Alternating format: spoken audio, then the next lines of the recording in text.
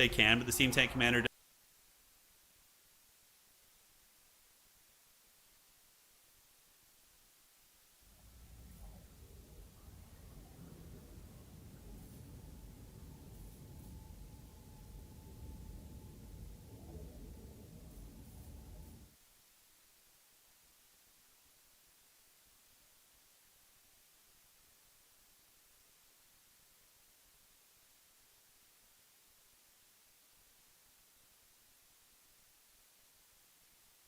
does get a fat regrowth.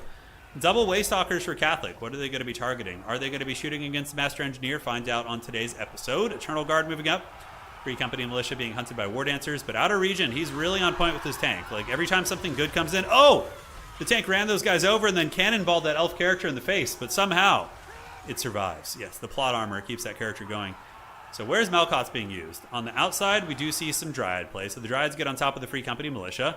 But there are some spears chasing them, so the Wraiths of the Frozen Heart probably going to get surrounded. This is like the play, though. Like the failure of the Wood Elves to protect their archers and them getting forced back is allowing the Steam Tank Commander to rampage, because he was kind of being kept honest by all that focus fire. Yeah, Flock of Doom would be really, really good here. Oh my god. Yeah, Guac, if the Wood Elves had brought Flock of Doom, that would be just insanely powerful right now. But alas, he did not. So Dryka going out for the Caster Snipe, which is a good call. Dryka's faster. With good micro, maybe going to be able to get this character, but the character is going to run back through the State Troopers, just like in Tabletop when a character falls back to the back of the formation. Very fun stuff. Empire Knights coming out. Lances couched for Sigmar. Here they come. Steel Faith and Gunpowder all day, baby, as they get a big charge into the Dryads. And the Dryads, though, are the ROR, but yeah, they're heavily outmuscled here and probably will be losing that fight. Value trading does favor the Wood Elves, but there's a lot of healing here for the Sons of Sigmar. Dryka, of course, does not have any healing available to her. She's all about that shadow magic. On the backside, we do see the Dryads, and oh, look at this. You can call me the Prophet. The Empire Knights were called out to run down the Dryads, and it's basically just free value for the Empire. And yeah, I think just having the Dryads in the epicenter of combat, because this Empire army has pretty terrible killing power outside of the Steam Tank, so just getting the sustained grind units here would be very, very good. Archers here shooting into Free Company Militia. The Pigeon Bombs are coming, and they're going to put some big, big DACA down on the Wild Hunters, but they were able to retreat back, which is quite nice. Dryka, is she still alive? Yeah, she's still fighting and screeching over here. You guys remember the days when Dryka came out, when she would like just shriek nonstop in her campaign? That was pretty hilarious. War Dancers, a good choice. Empire is getting a little bit worn down on its trooper count. Points are still close. Definitely Wood Elves, you can't afford to lose this. You got to switch your two archers and just shoot them off the point real quick. Shoot them in the back where their shields don't count. If they lose that point, that's going to be a disaster. And look at that, man. Right as I say that, Catholic switches his two archers over to the side, goes after the spearmen with shields right there. And that is exactly what you needed to do. If you lose this point to the Empire, that is an unholy disaster. Now, fighting up on the objective, we have the Waystalker shooting at the Master Engineer. Where are these Wild Hunters going? This is not a good angle here. There's just like a spear line waiting for them with some Empire Knights. They do get a charge in there, maybe trying to salvage the Race of the Frozen Heart. A couple archers shooting into them as well. The State Troopers have rallied, so they've gotten their courage. Hans and the boys ready to party. Going to be chasing down the Glade Guard here.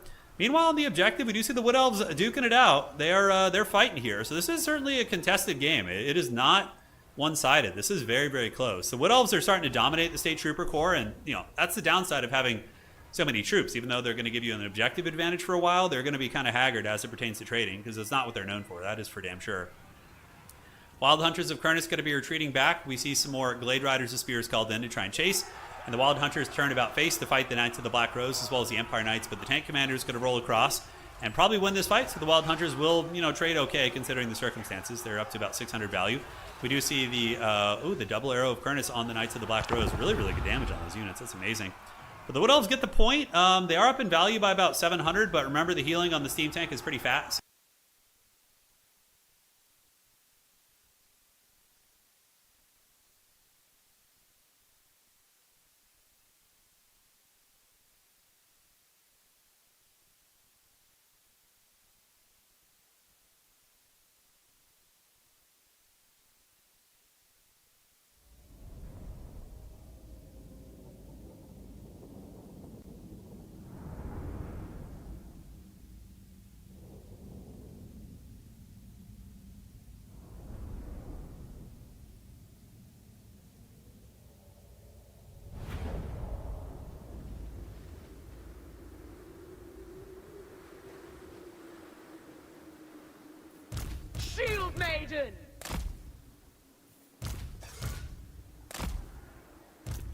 Destined for slaughter!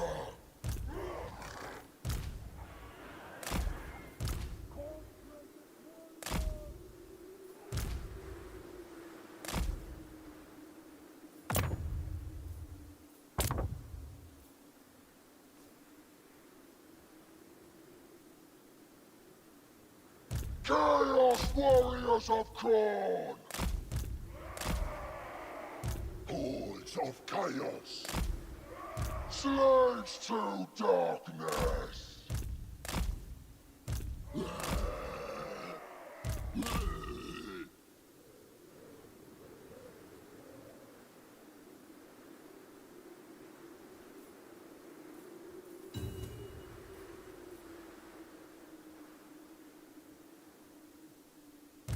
Valkyria the Bloody! Slaughter personified!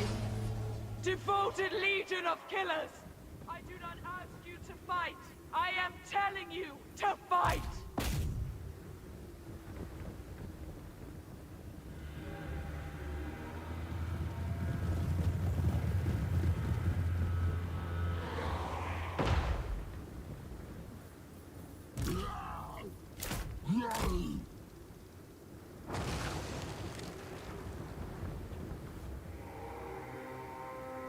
The Gore Queen!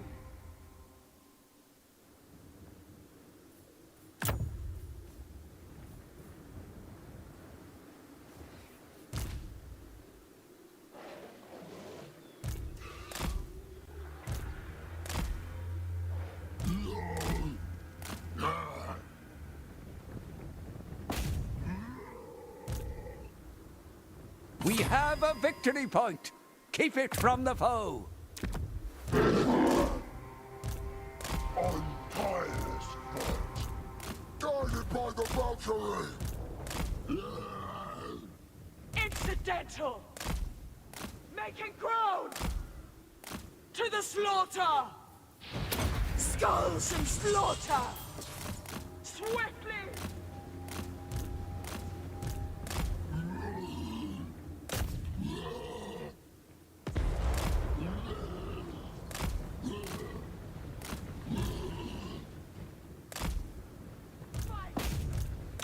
Murder for corn! Rage and fury! Going!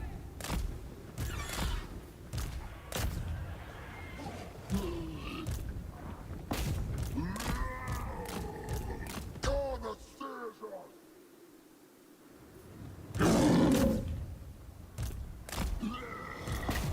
Valkyria the Bloody! It is done! With haste! Blood for the blood god!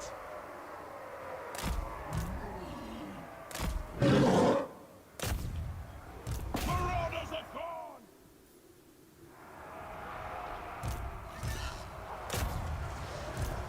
Corn shows the way! Fury of Corn!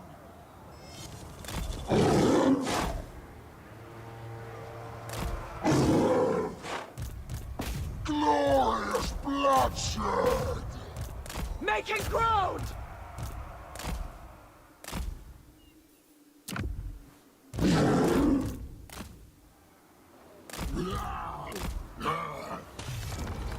Marauders of Corn!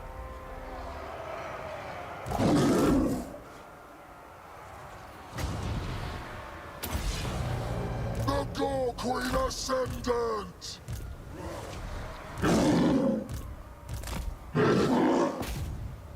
Our blood boils! Axe-Father's Marauders! Glorious devastation! Conquest! You have the foe's victory point! Brothers in bloodletting! Axe-Father's Marauders! Ah! With valor! To the fight! Slaughter them! It serves chaos! Northern barbarians!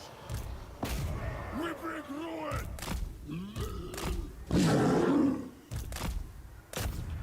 Mass evisceration!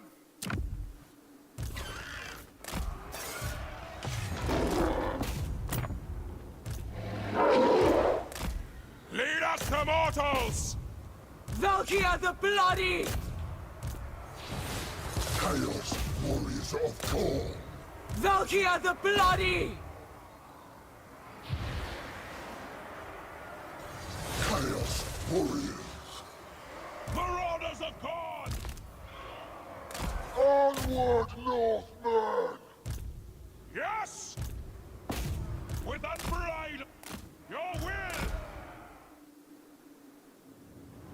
Pawns of war! To the slaughter! Khanet's blessings!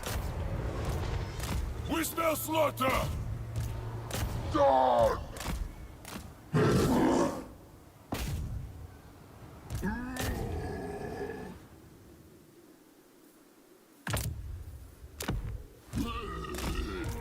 Drag us to the swords!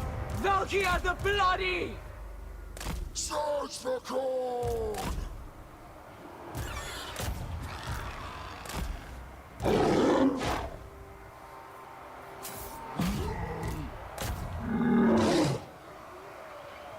Valkia the Bloody! Swiftly! Axfather's Marauders! Visit distraction! Moving!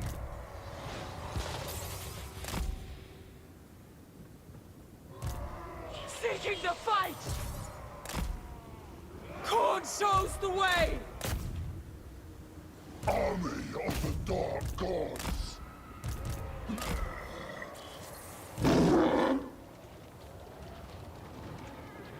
Master, behold!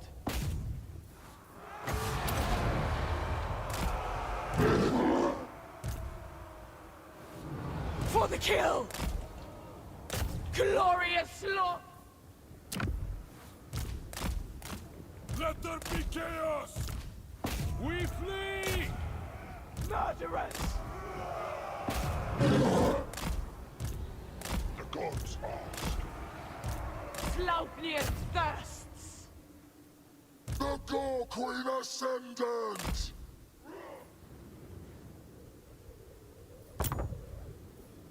Marauders of Khorne! The skull sent by Khorne!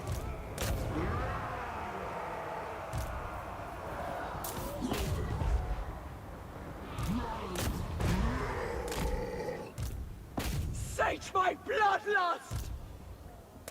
Murder for Khorne! Chaos warriors of Khorne!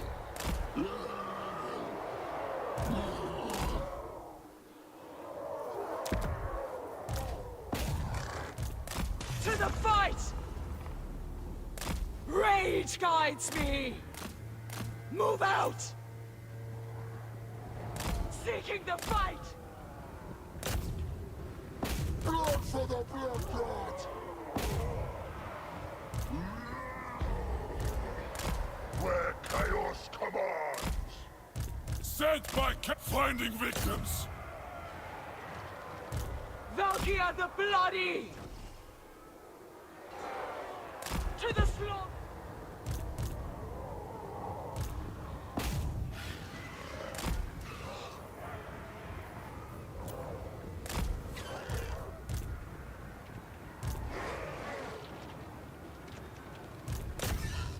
For ruin!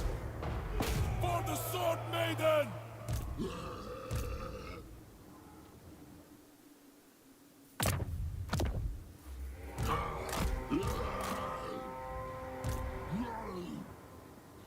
Axfather's Marauders! Come behold! Witness my strength!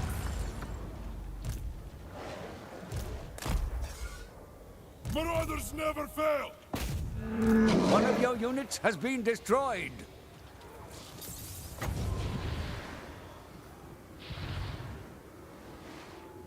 Battle hungry!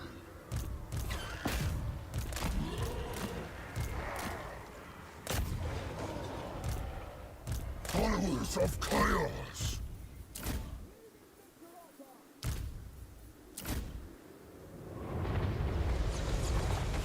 One of your units? Valkia the Bloody!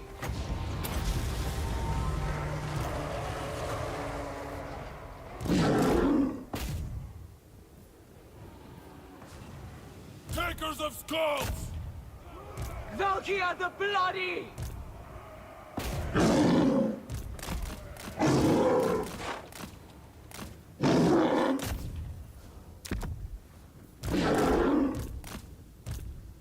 To slaughter!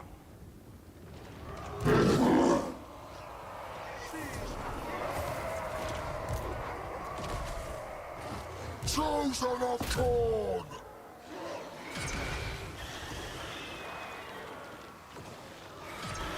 Fury of the Gorquin! One of your units has been destroyed. Valkia the Bloody! Ceasing this fight! Fight and kill!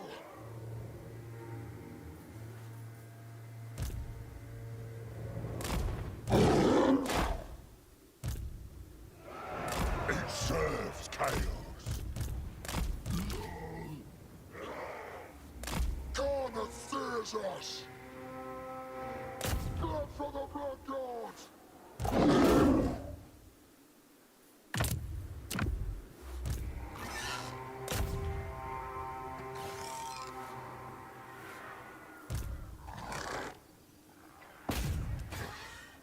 For the Blood God, chosen of Corn. Marauders of Corn! For Valkia!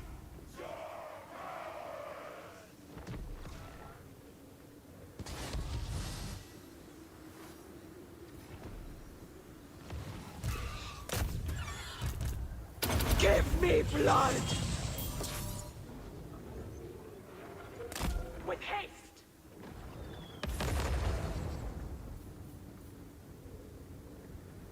Axfather's Marauders! Chosen of Corn.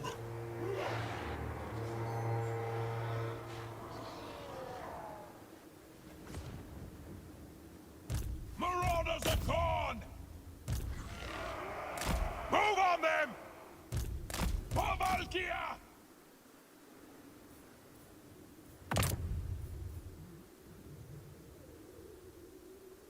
Shield Maiden!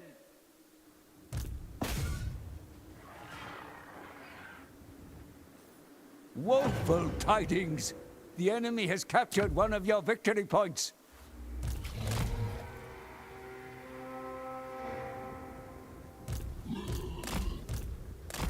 Axfather's Marauders!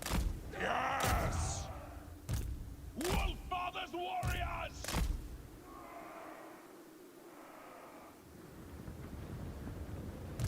Marauders of Corn! Moving!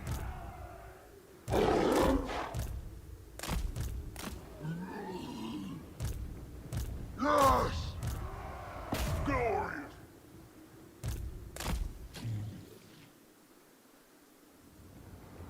Our blood boils! Slaves to darkness!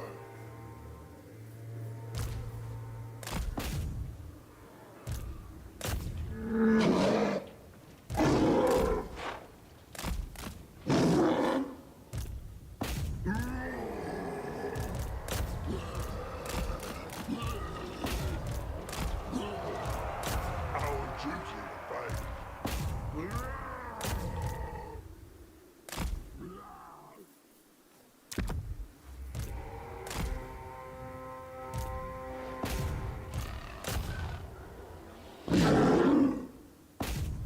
Axfather's Marauders!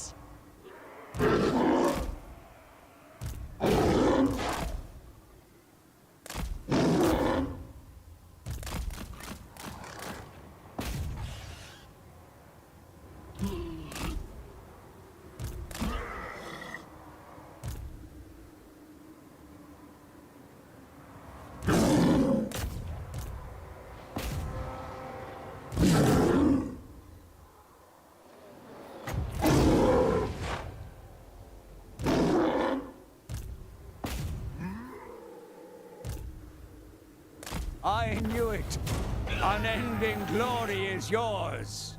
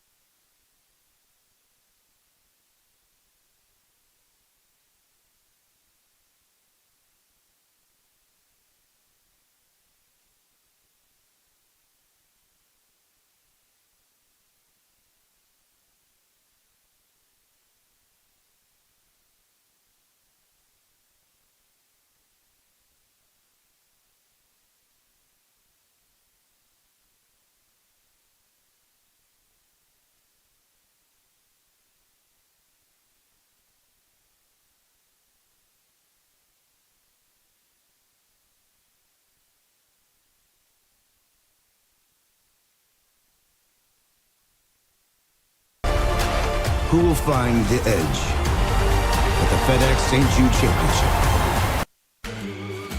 When you get your tools from Harbor Freight, something about the job feels different. I'm going to play college football, but I decided against it because my bum leg never healed, so that's that. But this objective. He needs to get these guys back to that point. Dryka's on the way over. Dryka gets a fat Melkoth on the Knights of the Black Rose, getting in there, slapping with her Dryad branches, and doing a little bit of damage. And the tank commander is going to be rotating back to the other point. I think Outer Region is in trouble, ladies and gentlemen. The Wood Elves, their high leadership, their resilience, and Dryka's presence, the fanatical resolve, has been huge in this fight. I mean, this fight would have, if it were any other character other than Dryka, would have been lost. But she buffed that blob up and was able to get fat value. From here, I think you loosely contest Objective 3, and you just swarm your back point, right? Yeah, you get like some light cavalry, just throw them away, let them get wrecked. We got the Dryads moving back in. The Waystalker and a Dryad unit should provide the capture weight. But from here, it is going to be... so yeah, it's 200. It's a triple cap situation now, like right now. So Wood Elves just start reinforcing that back point. I think like start sending Dryka that way. It looks like he's even trying to get the back objective. So Catholic does not want to... He doesn't want to go out like that. He wants to go out with aggression and, yeah, just no mercy. Very intense game. Very, very intense game. And this is for the finals, too. Whoever wins this goes on to the grand finals. It's going to be nice and sweaty there. And I don't think either of these players have ever won a major tournament. They've qualified for the major tournaments perpetually. But that is going to be a victory. Outer Region has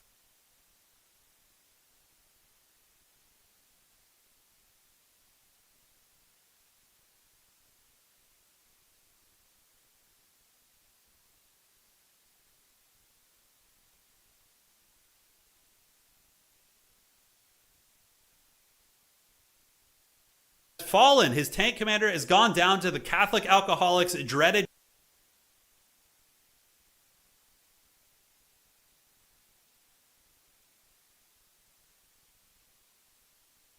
calls it in is it really Britannia Beastmen? Or are they taking that long with their picks and bans? Jesus Christ. Okay. No, we're good. We're good. One sec here, responding to the players. All right. Yeah, so they're just taking a long time with their picks and bans. I'm going to put a more stringent restriction on the next rounds.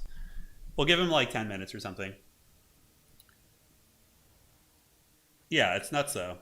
I get slapped with ads mid YouTube stream. Yeah, YouTube, it does that. Unless I completely turn off monetization, YouTube's just going to randomly pop up ads for you guys. Yeah. UK don't let kids head the ball to protect it. Oh, interesting. I didn't know that. Is that actually true? Football finals, Bretonia versus Beastman. Yeah. Yeah. Here's one say my heart. Nice. Yeah, these guys are both great sports. And I love getting to a grand finals of a tournament where like the two champions are just such good spirited lads. You know what I'm saying? It's great fun. Blood Bowl in the next Olympics? Yeah. We'd be good at that for sure. My theory about why Team USA isn't like great at soccer, it's not only like a cultural thing, you know, like it's not big culturally here. Like we do. I mean, I played high school soccer and club soccer in college too, but like it's not nearly as big as it is in Europe. But my second hypothesis is that most of our good athletes play other sports. Like if you look at, you know, basketball, football, baseball, they're not nearly as athletic, so maybe that not as much. But if you look at like football and basketball, like if you took, I feel like if you took some of these top tier NFL cornerbacks, like these guys who are literally running like 4.3 second 40s and are just like super agile, fast, like their coverage is insane, right? I feel like if US had a different culture and those same athletes were playing soccer or football from the time they were a kid, I feel like Team USA would crush it. We would be very good. But they play other sports, you know? And granted, we do have some athletic people on our soccer team, but it's like, I think most of our really, really skilled athletes are playing other sports. Yeah. Oh, hockey rules. I love hockey. What's your favorite tabletop Warhammer Fantasy army? Chaos Dwarves and Empire are my favorite. Yeah. Yeah. Just call soccer stars from other countries. Yeah. The young age funnel is heavily in basketball and football. It is for sure. You have it exact. Same thing happens in MMA. Anyone good at fist just goes into boxing. MMA is a bit of an interesting beast, though. Yeah, boxing is very different than MMA. Yeah, but like, imagine if you just had like who's like one of the scarier NFL players, right, of all time? Okay. Like, if we just get like, you guys remember this guy? Like, this is all.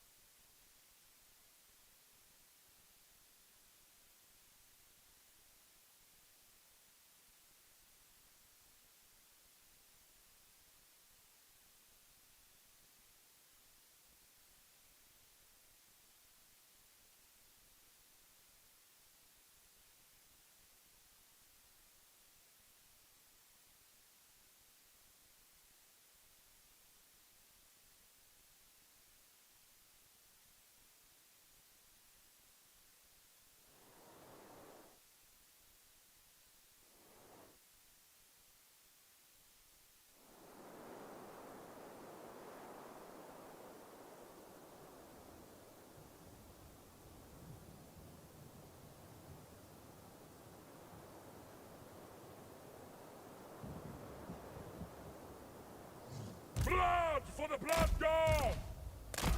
Axfather's Marauders!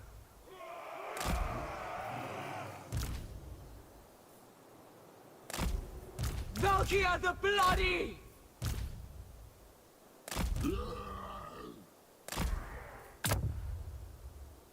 Valkia the Bloody!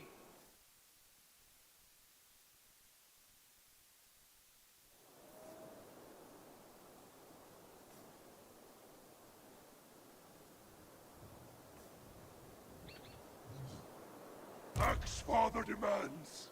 For Valkia! For Valkia!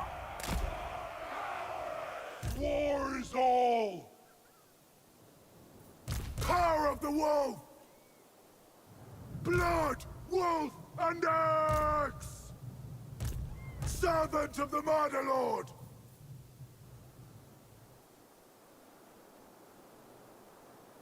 Marauders of Khorne!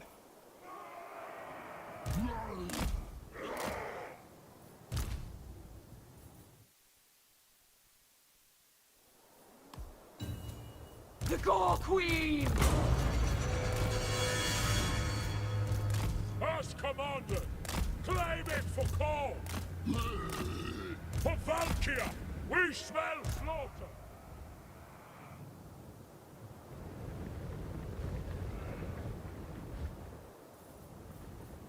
Valkia the Bloody!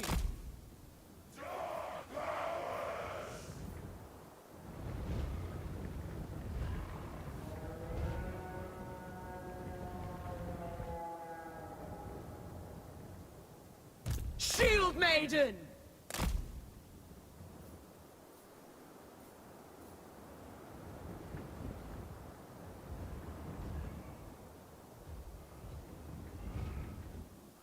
We have a victory point. Keep it from the foe. Moving! Sent by Valkyrie! As Khorne command!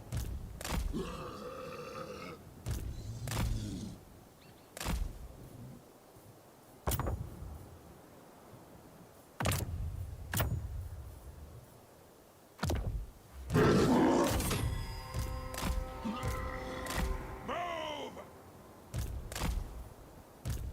Making ground! Axfather's Marauders!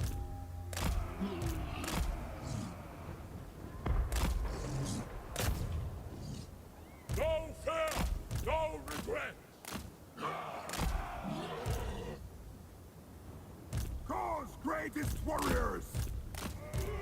Master, behold! Going!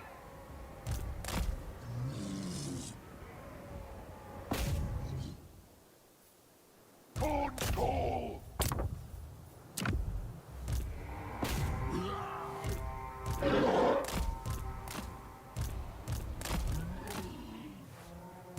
Slaughter personified!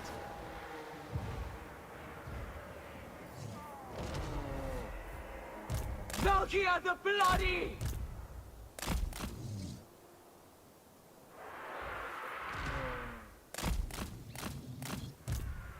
At once!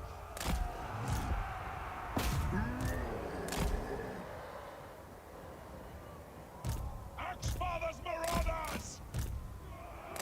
Nose on the sheep!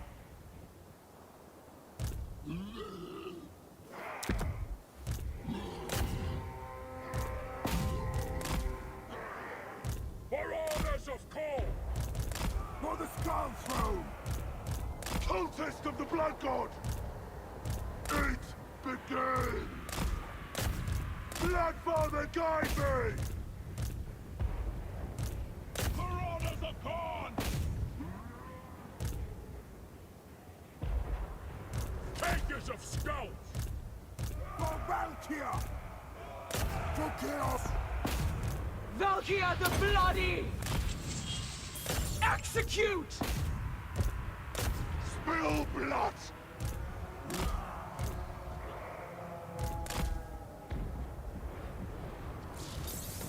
Slaupnir thirsts! Khorne's blessings! Rage guides me! Bring me sacrifices! Split bone!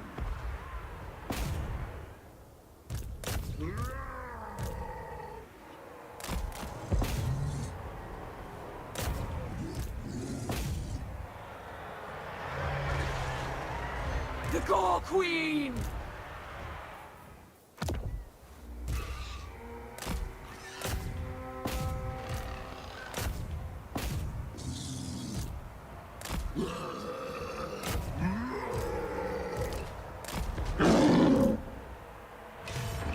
I serve the Axe-Father!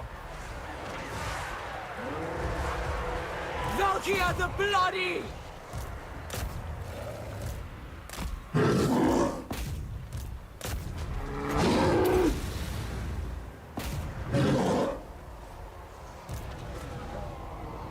Moving! It is done!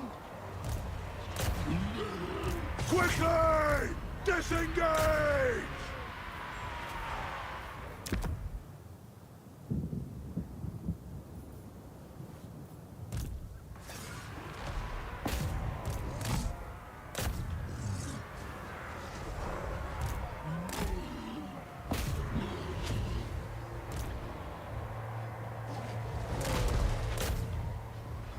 Show me blood!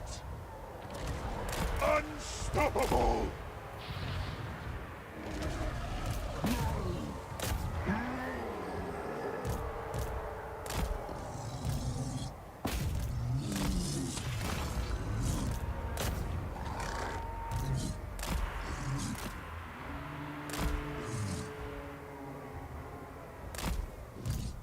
A sacrifice!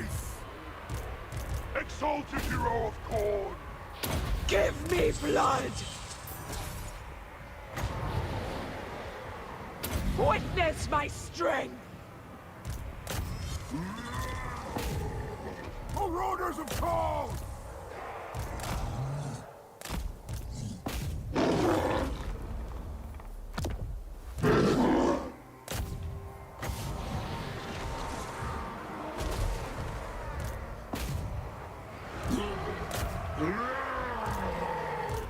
Move out!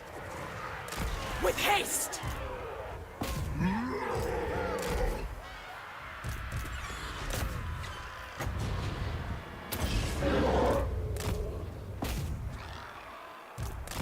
Glorious brutality!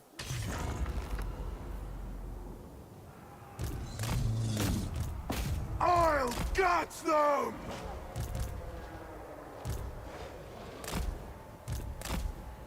Moving!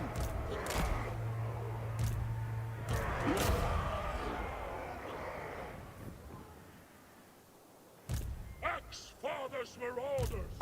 Mutilate them! Blood for the Blood God!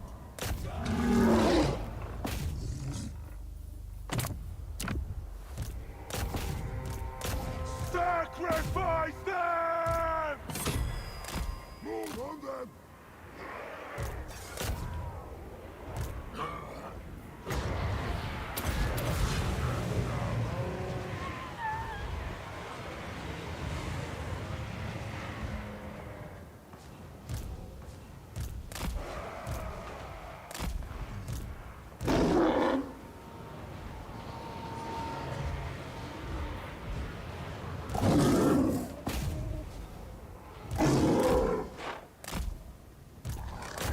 With unbridled rage! Marauders of Khorne!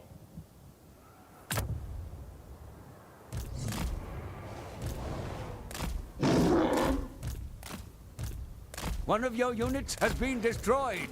Kill! Axe-Father's marauders!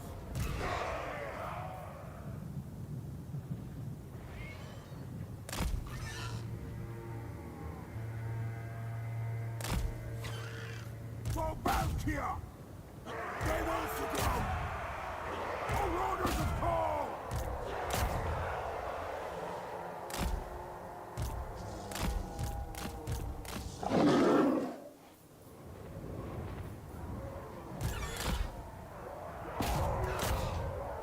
Yes!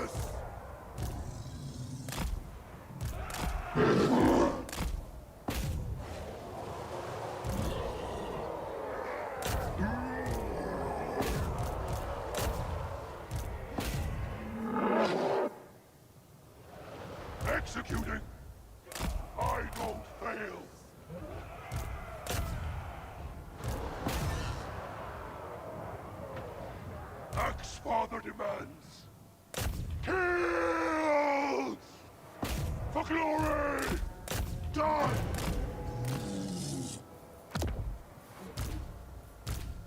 Making ground!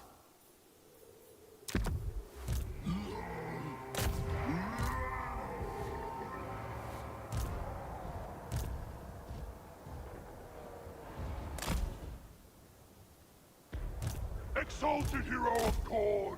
Khorne's call! Shield Maiden! Cultist of the Blood God! Martial supremacy!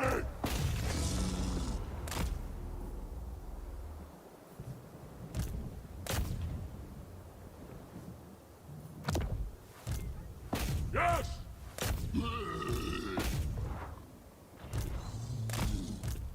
Basta! Valkia the Bloody! No! Glorious slaughter!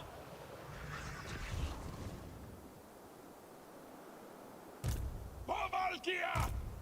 Finding victim! Move on then! For orders on the move! It is my will!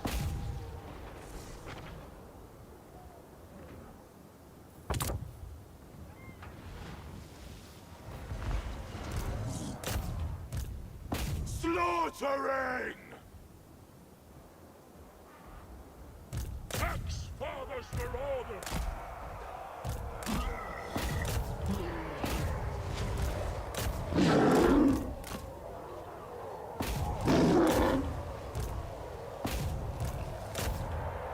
Kill!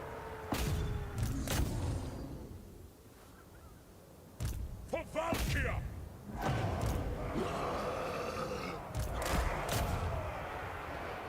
Valkia the Bloody!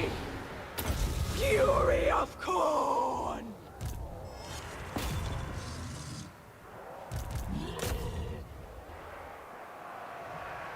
For orders of Khorne! For Khorne!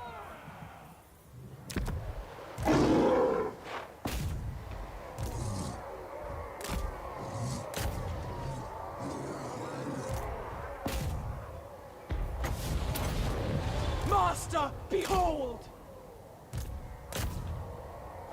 Valkia the Bloody! Sate my bloodlust!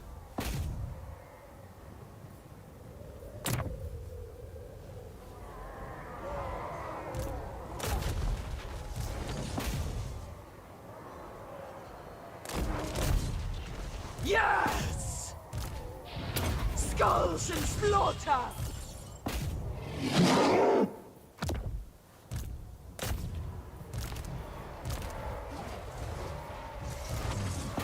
Murderous! Incidental!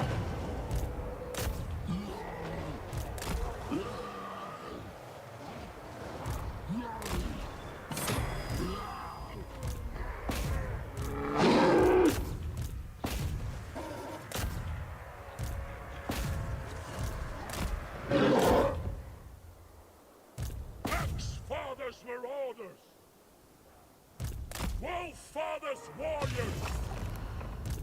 Certain death!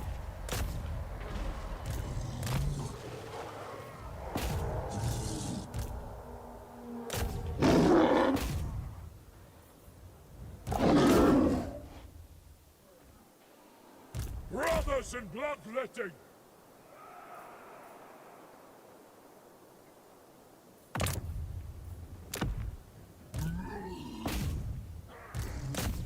Taking action!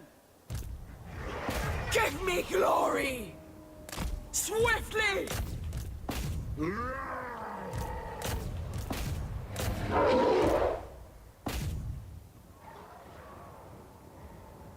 You have the foe's victory point. Marching!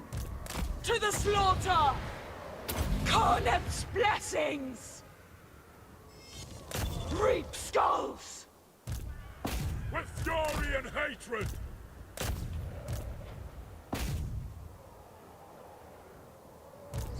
I knew it.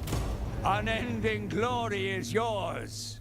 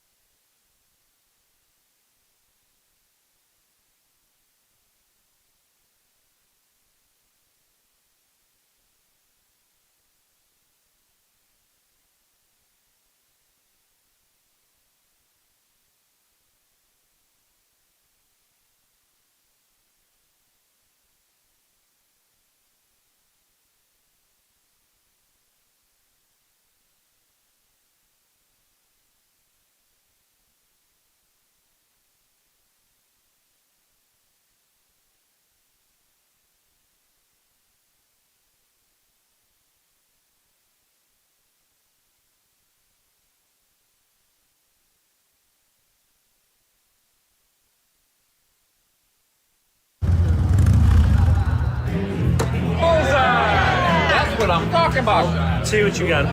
And like, I think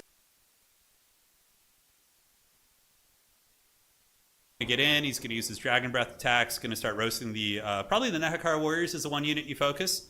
Screaming Meme Catapults, though, great value. Tomb Kings do have pretty good counterplay here to the guns.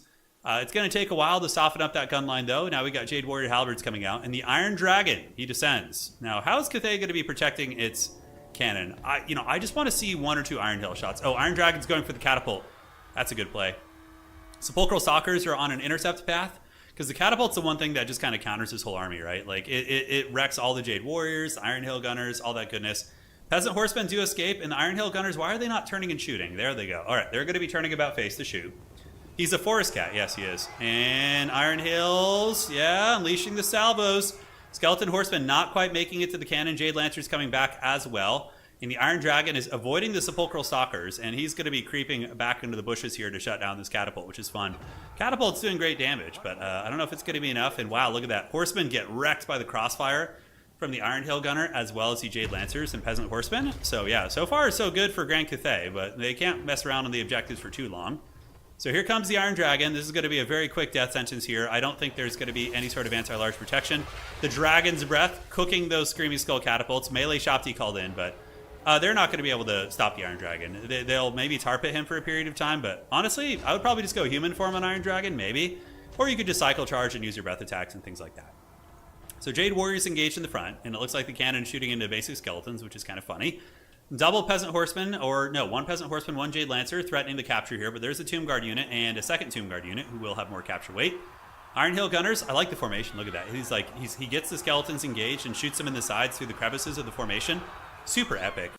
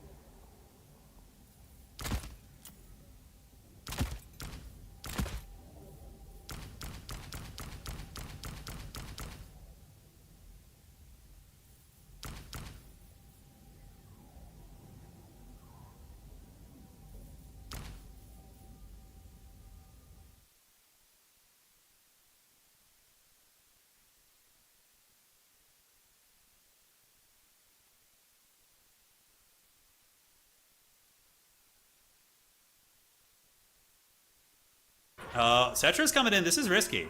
If right now, if the Hitman Hippo's paying attention, I mean, Cetra should not get into the secondary line unpunished. And now Chariot's being called in as well. Where is the Iron Hail Gunner focus fire on Cetra? There it is. All right, so the Iron Hail Gunner starts to shoot at Cetra, but they're not even being microed. They're just shooting randomly. Cetra's going to get a little vortex right here, and the cannon is now switched on to Cetra 2. Meanwhile, the Iron Dragon is going to jump back on that catapult right there. And I suspect these gun lines, they should all be switching and shooting. Empress's Crowmen parked behind these units. Melee Shopti are getting in now as well. Catapults, are they being focus fired? A huge lapse in micro here, by the way, from Hitman Hippo. He missed a big opportunity to really punish those guys. Cetra is now in melee, and are they even being given orders? It looks like, yeah, a lot of what is he doing with his Oh, he's microing his cavalry. So this is a pretty big disaster for the Hippo here. He had the opportunity to really not KO Cetra, but do a lot of damage. But now his Penta, Iron Hail Gunner line is being punished really bad by Cetra, which is unfortunate. Is he microing them? He's not even giving him orders. Yeah, hopefully he didn't disconnect or something. Is he microing? Let's see. His halberds are fighting here. In the back, we do see the Iron Dragon taking that catapult down. He can definitely abandon that right now. Cannon fire shooting into Cetra, so at least that thing is shooting the right target. Now the Iron Hail Gunners are online. It looks like he's finally given them an attack order. So these bad boys are going to now start ripping shots into the Chariot, and they do manage to get some casualties there. Other Iron Hail Gunners take big damage, but they should be able to come back and generate value. And Jade Lancers here, Jade Warrior Halberds, called in to defend that cannon, but you're not going to want to lose that cannon. Catapult fire, or excuse me.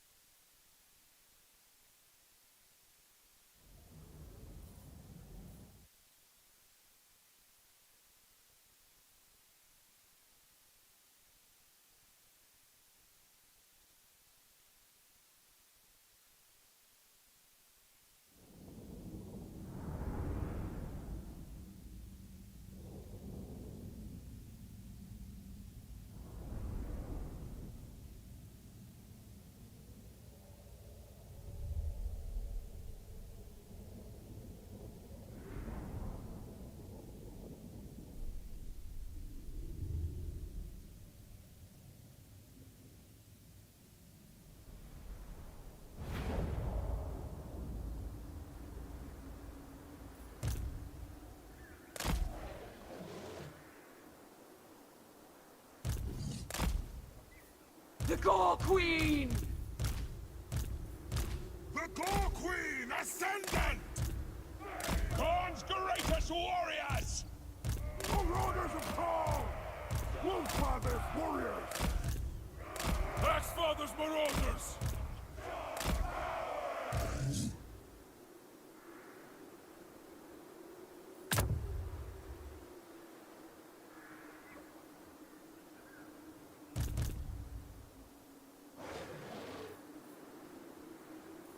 Sleipnir thirsts!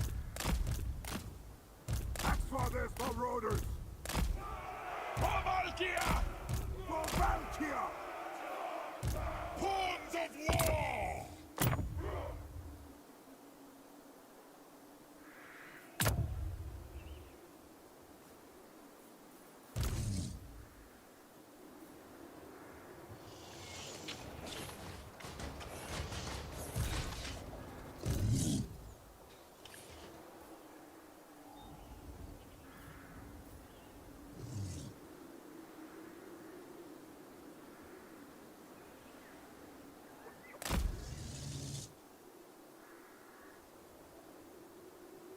Master, behold! Valkia the Bloody!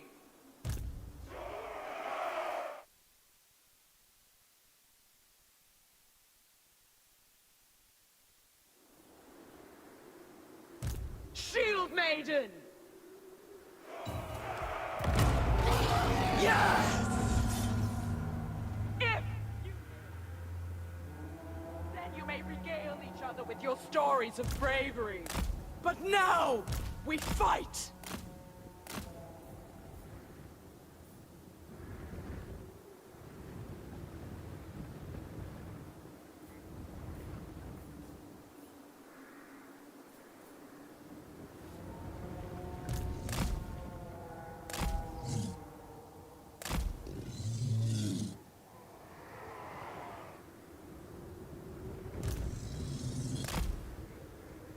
Valkia the Bloody!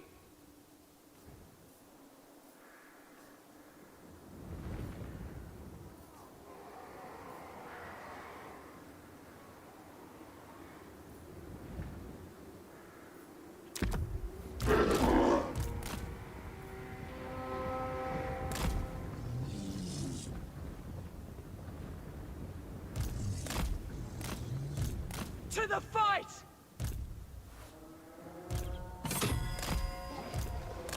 Finding victims.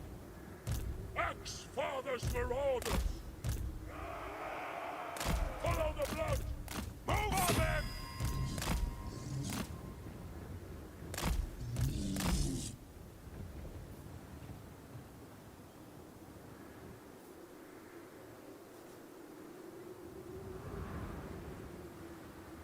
Blood for the blood god! Deliver Sparta! Domination or death! Skulltaker's will! Making We have a victory point. Keep it from the foe. Lead us to mortals!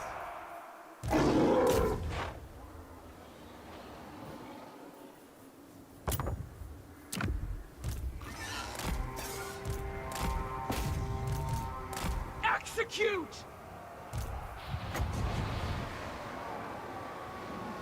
Retreating! Fury of Corn!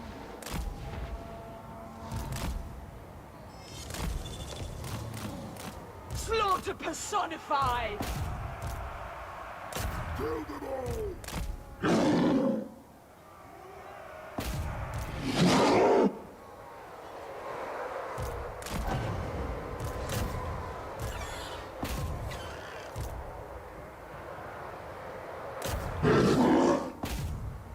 Marauders of Kong! Glorious bloodshed! The Gore Queen! Pamalkia!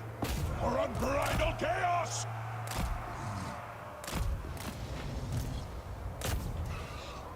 They will succumb!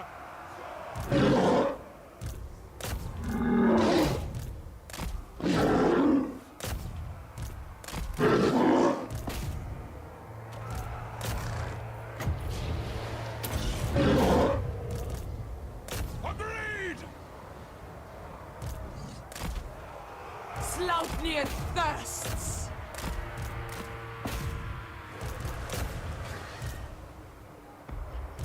Destroy them! The gods One of your demand units it! has been destroyed.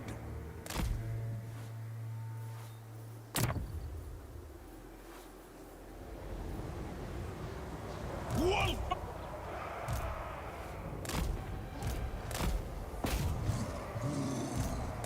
Rage guides me!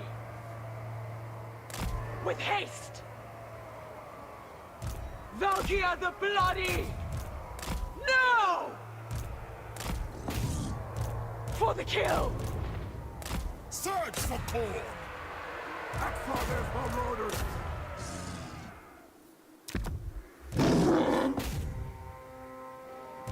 Master, behold!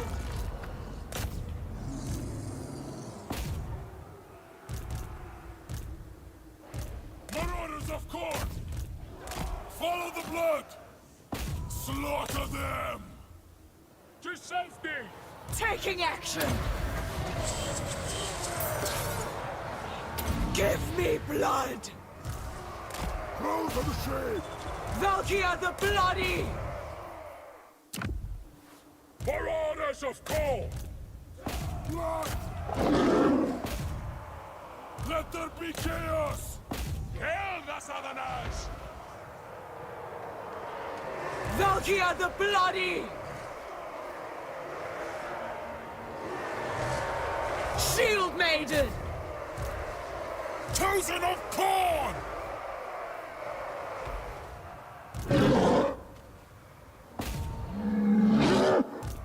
Marauders of Corn!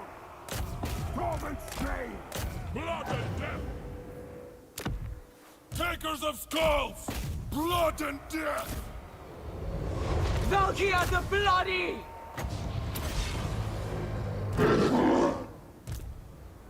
Glorious devastation! With fury and hatred! Axfather's marauders! Slaughter personified! At once!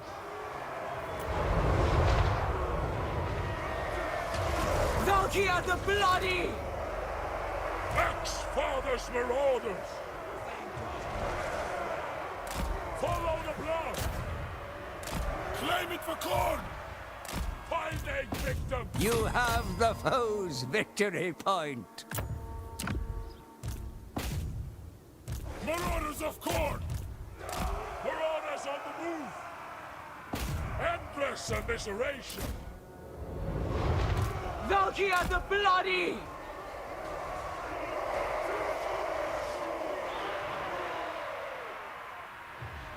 Brothers in bloodletting! Escaping doom! Sent by the Valkyrie!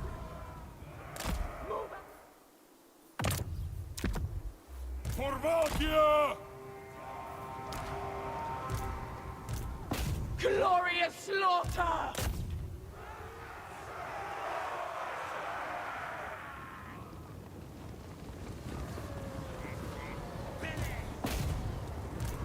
Swiftly! Blood for the Blood God!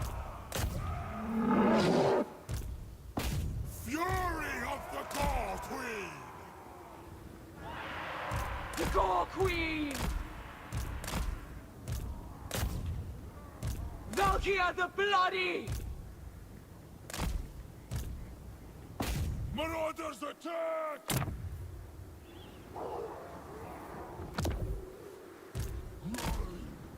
For Valkia! Takers of scouts! War! Corn shows the way!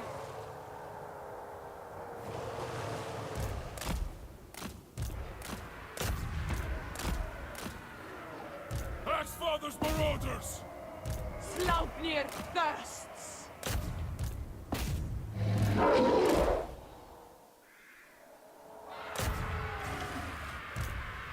Give me glory! Marauders of coal!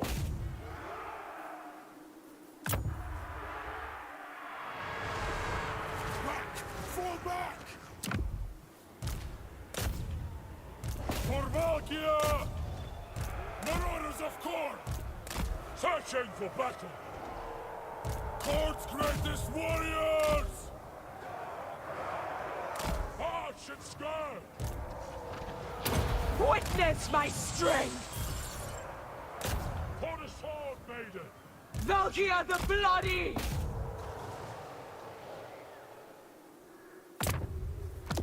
Axfather's marauders!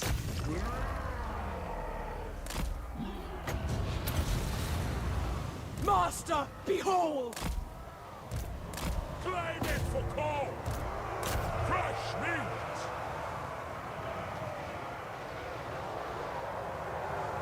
Axfather's marauders!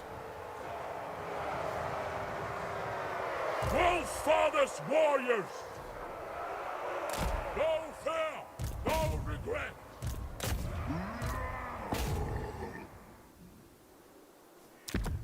Axfather's marauders! Eat your souls! For Valkia, finding victims! A brutal path! Sent by chaos! The North abide! Seeking torment! Going! Making ground! Eyes! For Valkia! Follow the blood! I take my lead! Bring torment! For orders of coal! Axfather's marauders! Corn's greatest warriors! Brothers in bloodletting! For orders of coal! No! The enemy has slain our lord.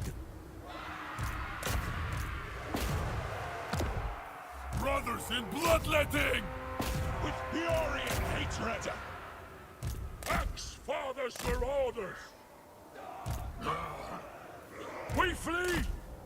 Follow the blood!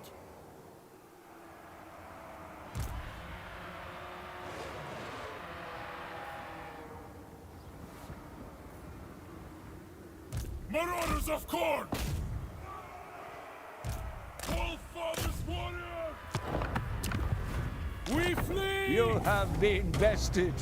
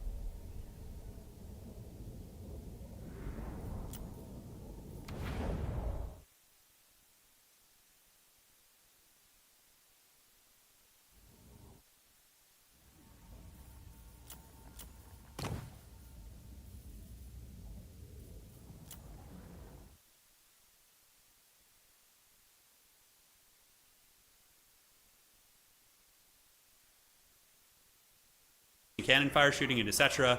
Iron Dragon is going to be on his way back in. We do see the artillery crumbling, but the catapult, this is turning out to be a disastrous engagement here. Like, he's been back there trying to shut down that freaking catapult all day, and it's not crumbling. So that's really, really not good for him. In the meantime, Nehekar Warriors get on top of the Grand Cannon, and Cetra is getting popped a little bit. A couple halberds are cruising up, and the Cathay infantry line is holding. Iron Hill Gunners, though, he's really slacking on his Iron Hill Gunner micro, and this is very unusual. Usually Hitman Hippo is very on point with his micro, having won a recent community clash, right? And now they're being given orders. They were standing still for a period of time. They're going to start shooting now. Iron Dragon is going back to get more breath attacks, but he can't kill this freaking... He's trying so hard to kill this catapult. That feels really bad. The Catholic is cackling there pretty hard. Negative 26, that should be enough. Now the Iron Hill Gunners are shooting. Cetra's starting to take a little bit of damage. Looking at the value, we do see the forces of the Tomb Kings up, and the cannon crew was stabilized. The good old halberds got there and were able to stabilize that. Iron Hill Gunners have returned, and now they're going to be putting some focus fire into Cetra once again. The Ushapti summon, though, is still on the table, so Tomb Kings do still have the Ushapti summon here. That's something. And if Cetra gets karate chopped by this gunfire, that could be pretty brutal. Looking at objectives, we do see Tomb Kings own 1, and Grand Cathay, I believe, owns 2 objectives. So they have the number 2 and number 3 here. And here comes the big man. He's going to make a big difference. He could go hunting against Cetra. He's a pretty good fighter. Really nice Ushapti summon. That's exactly what I was thinking. Use it to finish off the cannon.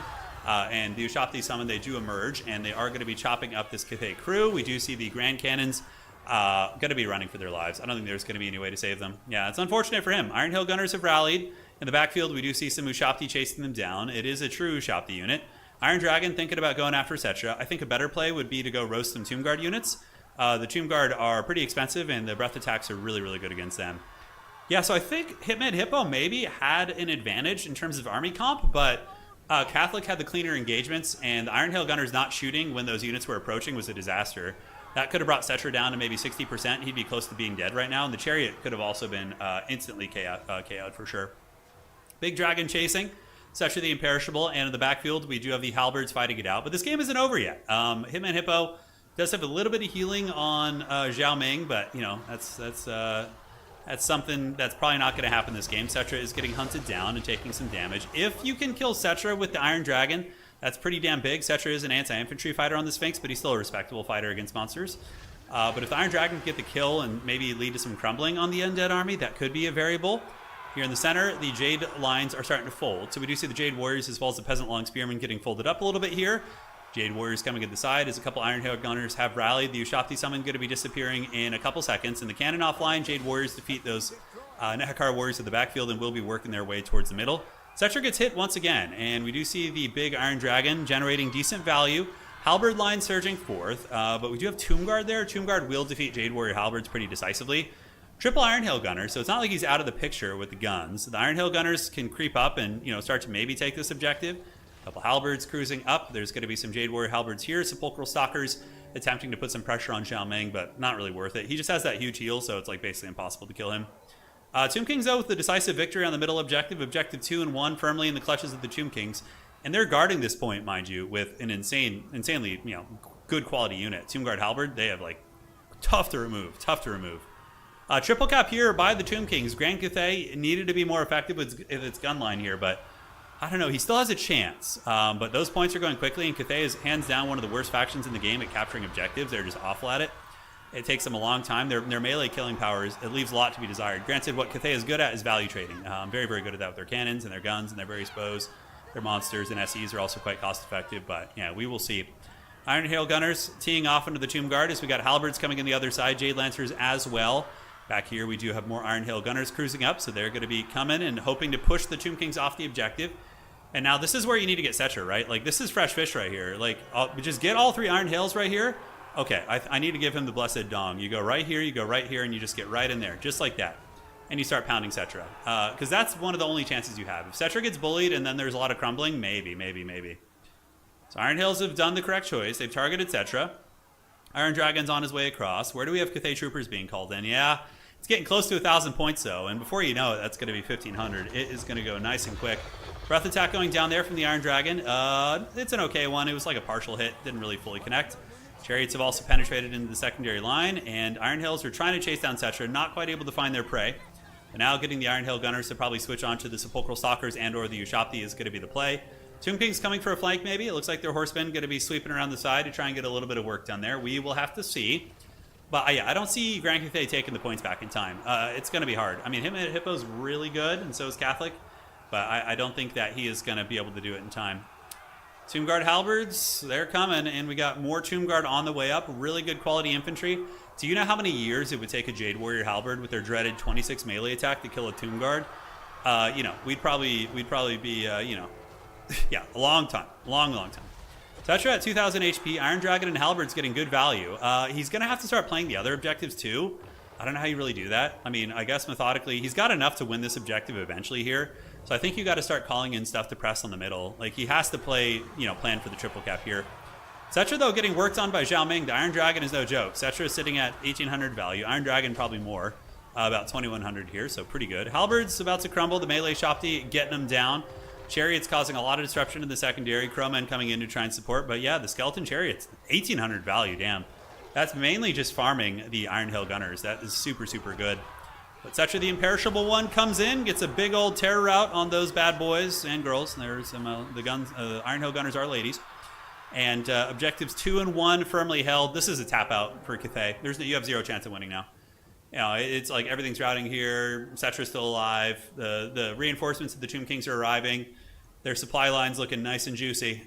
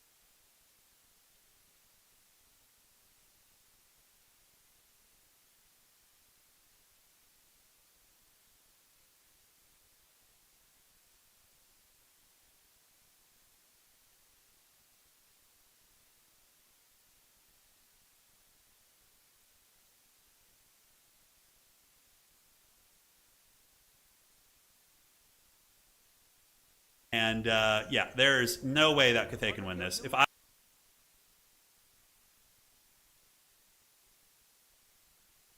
one.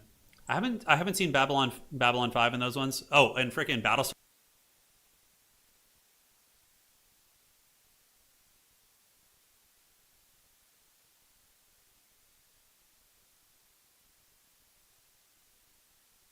Not like consistently, but I'll jump on and watch him play Magic and stuff. He's got a lot of like wisdom and knowledge about gaming, and is just very relaxed, solid personality. He's a great guy too. Yeah, in control was the man. I met him in person. He was one of the reasons I started playing 40K. So when my channel was like newer, I think I was around like, I don't know, 10K people on the channel, maybe 15. CA invited me to my first like event with him ever, and it was for the launch of Warhammer 2. And In Control was there. So we shared a cab to the event and back to the airport. So during that time, you know, he was a diehard competitive 40K player, and he was like telling me about the game, and he was like one of the main reasons I started playing Warhammer Tabletop. Yeah. Good. He was awesome, dude. Idra Rage was funny, especially when he played that game versus Huck, and he lost his Huck had like a full illusion army, and Idra thought it was real and just like rage quit the game. That's like one of the most epic esports moments ever. Husky was fun. I was a big fan of HD StarCraft. I liked him a lot. Husky was good though. I liked Husky, but I liked HD a lot. It was fun. Yeah, Bronze League Heroes, those were great. All right, well, ladies and gentlemen, here we are in Game 2 of the Grand Finals of Season 6. It's going to be the Catholic Alcoholic with the dreaded Kislevite. So obviously an armored Kossar battle line with a couple of Kislevite warriors, and though the Boydnyov's Brawlers. So he has the ROR Streltsy here. That's pretty epic, like a full battle line of just hardy Kislevite warriors backed up by the Italian Spartacuses here. These guys look, if you have never seen what you guys remember I used to do stuff with Italian Spartacus.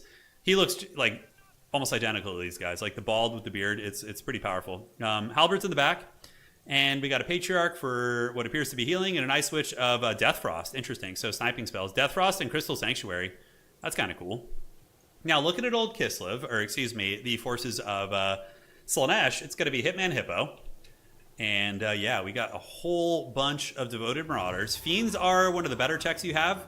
Fiends just wreck armor in general, and if you can get them to avoid being shot and get them on top of the ideal Kislev targets, they can feast. And Azazel as well. All right, we got it. So Azazel is here to party. He's a great duelist and a small target. He can kill those Kislev characters. He does have Phantasmagoria, and the other spell is going to be Pavane, and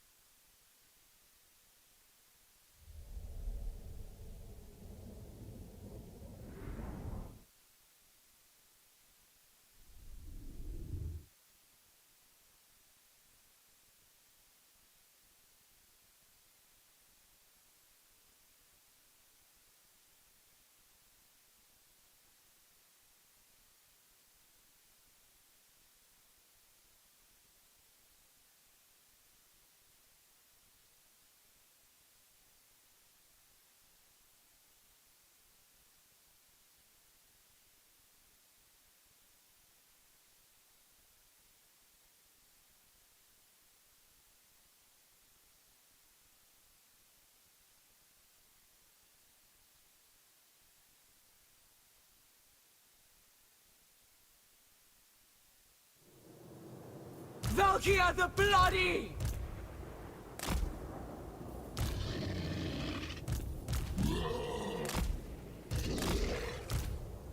Marauders of coal! Blood for the Blood God! Takers of skulls!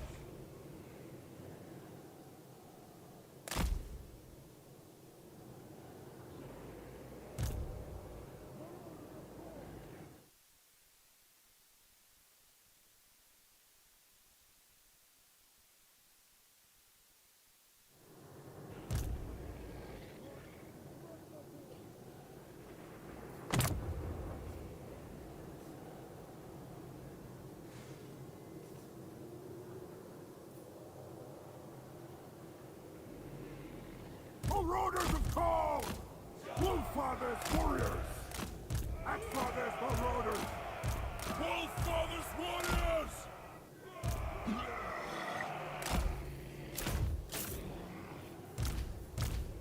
Father's marauders! Slaupnir thirsts!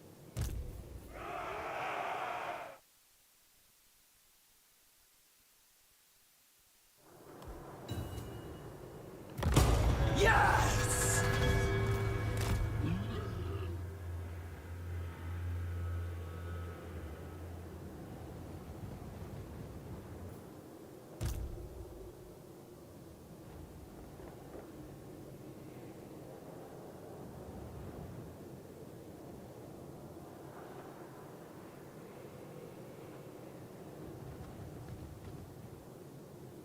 Court's greatest warriors!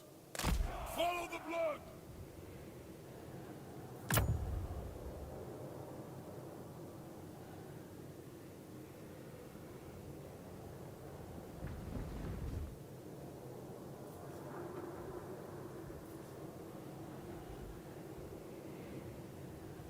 Valkia!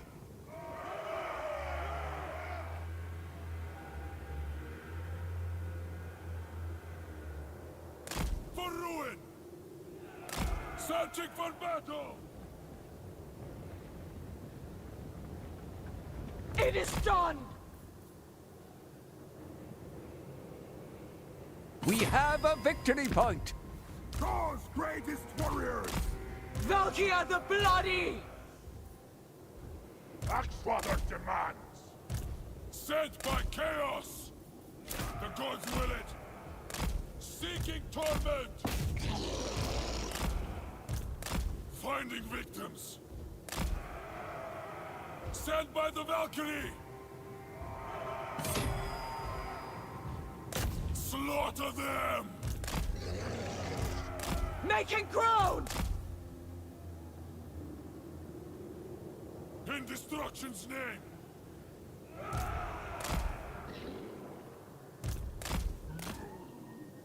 Executed! Out of my way! Marauders of Corn! Blood and death! Seeking the fight! Yes! For Valkia! Faster! Rage guides me! Marauders of the North!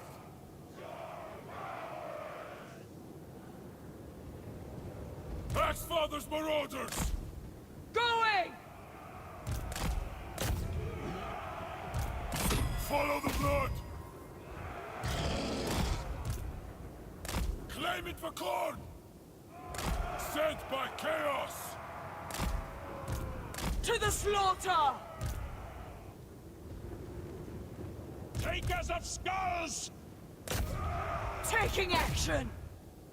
Very well! I didn't fail! Incidental!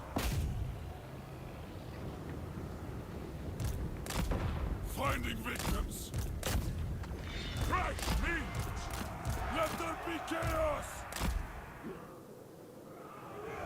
The North abides! A brutal path! Blood for the Blood God!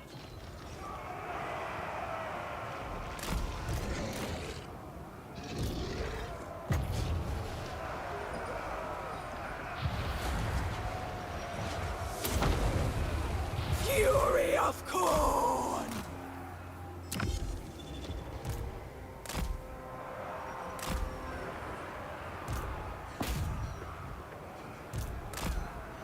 Take it out!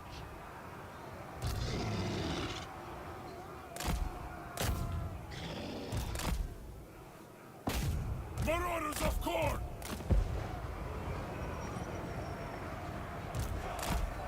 Corvatia! Yes! Sate my bloodlust! Give us carnage! Fresh meat! Get them all!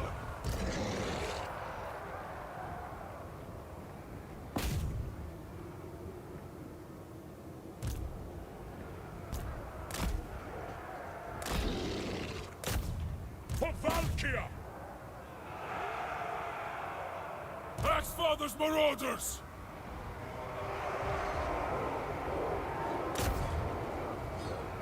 Wolf-Father's Warriors! Kill for corn! Murderous!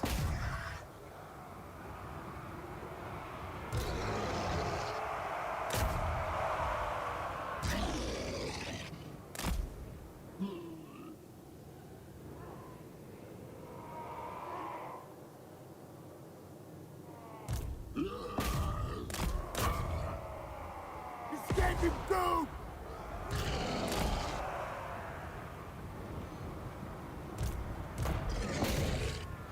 The gods demand it!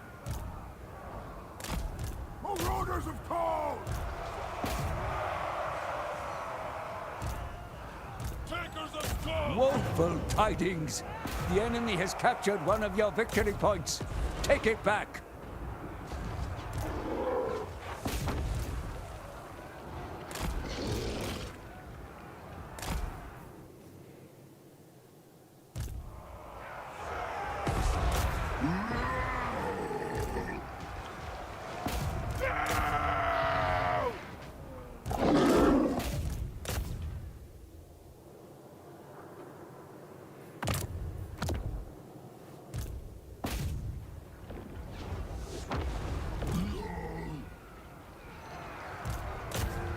We bring ruin! For ruin! Cornet's blessings! Axe-Father's demands!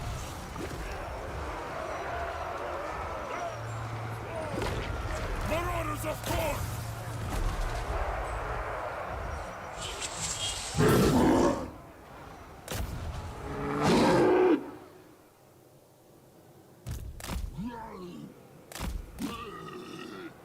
For Valkia!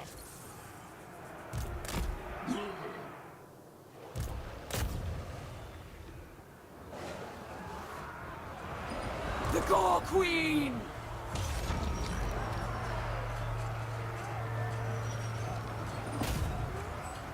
Exalted hero of corn!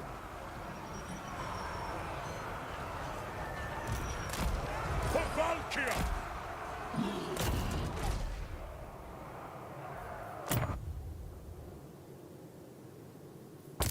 Pull back!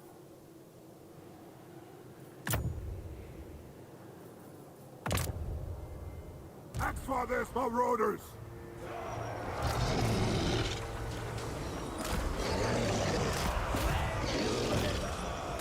We want their eyes! Marauders of corn! At once!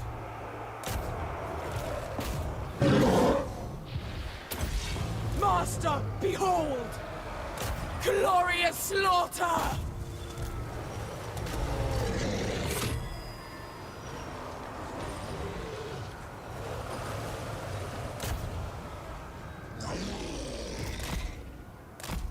For Valkia!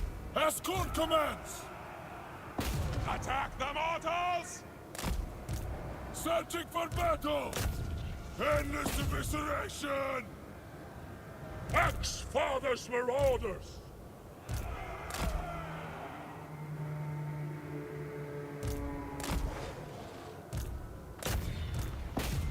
For Valkia!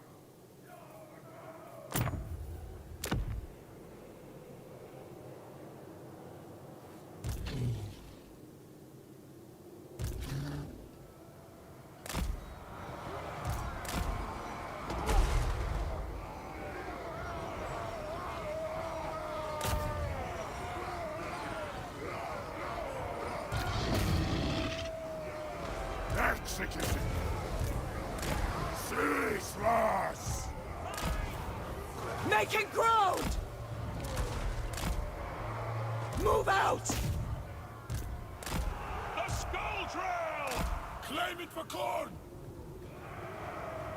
Blade and flail!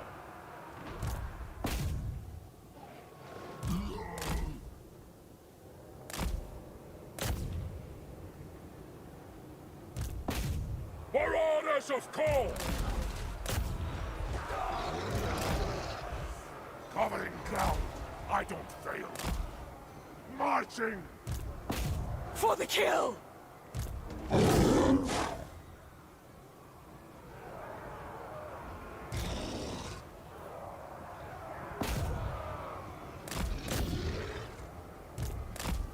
Seeking the fight! Spell blood! Axe-Father's marauders! Brothers in bloodletting! Axe-Father's marauders! We smell slaughter! Finding victims!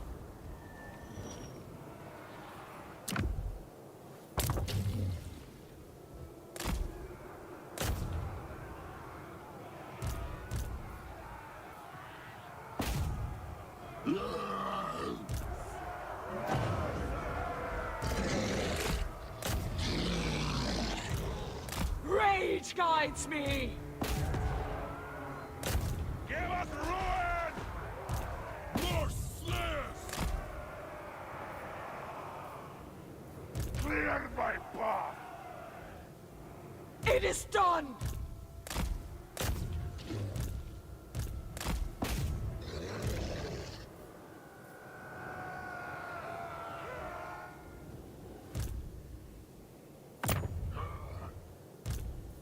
For Valkyria!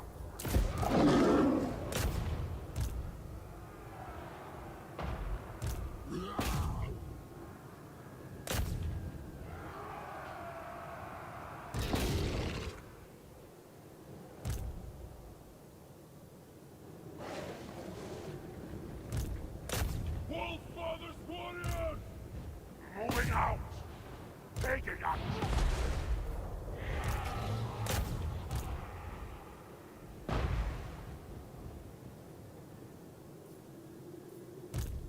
Axe-Father's marauders! Taking action!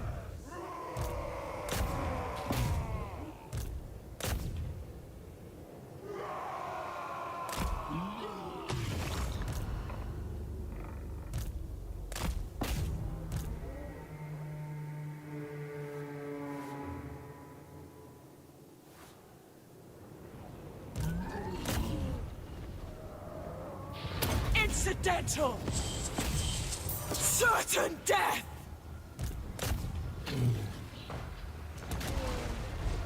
Find me! Let's fall! Skulls and slaughter!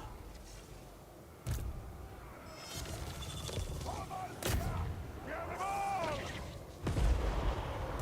Marauders of corn!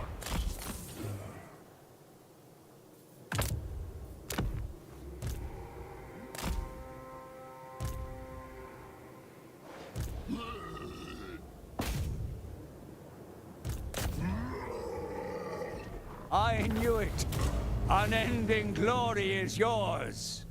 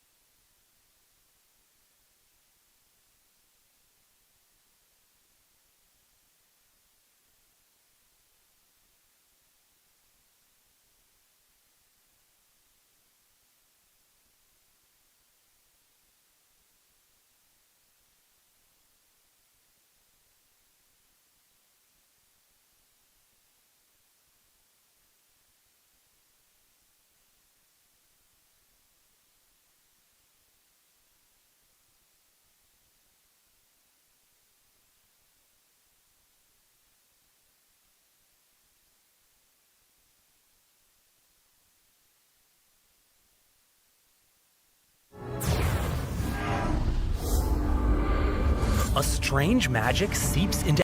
The Warhammer 2 Skaven roster was so haggard it was. Yeah, I mean, all the rosters were kind of haggard at that point, right?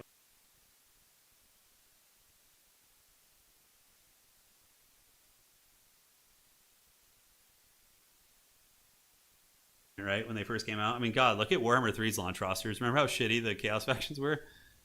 Oh my God, they were so bad before they got the Mortals added. Remember being in the pits of hell of like Warhammer 3 launch with like domination mode and like no immortal empires? God, that was like the worst time ever. Thankfully we survived it, but that was so bad. No Greasus. No. I don't want him to just lose because he brought Greasus. No. You gotta just try and win, please. Greasus is like an auto lose against high elves. He's a pincushion. And dragons will just shit on him too. It's like he's literally good at nothing, especially on this map. The regret in the morning if he throws it with a meme now. Agreed. Oh God, comeback mechanics were awful. He can't do it. Please don't. Okay, ogres are ready. I kind of want to look at his army real quick. Catholic is not on stream, obviously, so I think we can look together. Please don't be a Greasus build. Okay, thank God. He's actually trying to win. Good. That's what I like to see. The Maw is still getting represented, to be fair, okay? You got to grease him up. Yeah, that's a more standard build against elves. I actually feel like ogres do really well against elves. I felt good in that matchup. So Leadbelcher core with double scrap launcher, trappers, Slaughtermaster is probably Flock of Doom spammer. I would guess it's just very, very cost effective. Need grease. No, dude, you got to try and win.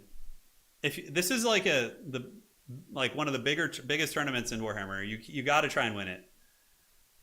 You don't want to be throwing it and regretting it later. God, I would. I've done that before. Like I've been in a best of series and I meme one game. Like I win game 1 decisively and then I meme game 2 and I'm like, then I lose. Then there's a high chance of you losing game 3, right? Like you get tilted. Then you're stressed about the game. I am worried, dude. I'm worried for him. Yeah. Okay. So, ladies and gentlemen, it's going to be an Archmage of Light. Oh my God. It's interesting. What's it going to be? Shem's Burning Gaze, maybe Nets. A lot of archers, Silverins, and Bolt Throwers. Yeah, great stuff. Looks solid to me. Looks very, very solid to me. All right, guys, who do you want to win here? Who you rooting for? Is it going to be the Catholic Alcoholic or Well, Hitman boys, Hippo? you're not going to believe it, but chat who you're rooting I for. muted We gotta see the myself hype on going. accident. I've been talking this So, entire as far as the time. build of Hippo Had no goes, he has idea the that best I was ogre just infantry going, front line, no, and but nobody knew what was really, really going stalwart, on. good poke. Oh no. Well, stalwart's not the right word. to Brutal, describe it, but brutal really, stuff. Really good. They But we've do just good been damage, playing they're games. I've been and they do babbling a nice lot things for your ogres, and they trade really well into spears. living life. Bloodbelchers to shoot apart the High Elf army. Just pound the cavalry and the infantry. So we're going to be advancing the or finalizing the finals bracket here. We're going to go and take a look at it first. Boss toss with the win. Yeah, looking good. Okay. So I'm probably going to lose in semis pretty much immediately. That has been the way it's gone pretty consistently for me, but I'm pretty happy with the wins that I've gotten. Alright, so we're jumping out here. We're going to go take a look. I guess it was inevitable that I was going to accidentally mute myself on stream and not get an opportunity to let y'all know what was going on, basically. So that's a feels bad moment, but I guess it doesn't really matter at the end of the day. Y'all are really here for the games, and, you know, I'm happy to bring them to you. They've been pretty good so far.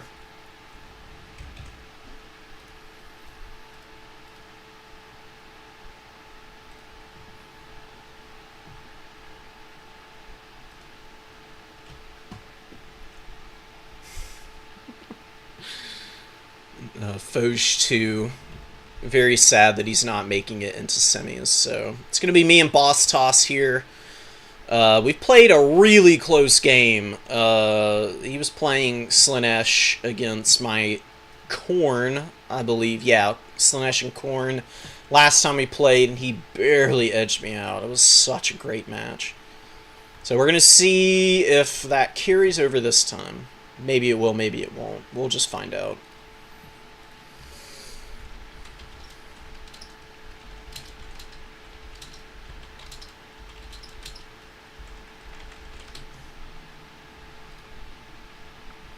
So, welcome to the semis.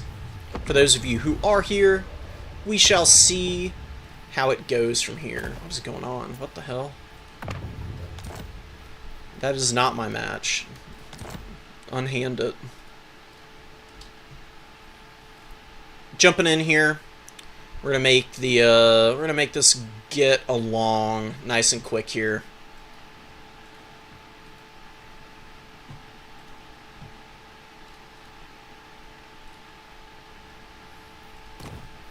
So yeah. Korn versus Skaven. It's an interesting matchup. Don't really know what I'm going to be bringing here. Some characters may not be a bad idea, but we're just going to start off blank. Hate to do it to you. You know I gotta do it, though. Get out of here. You're not allowed to see.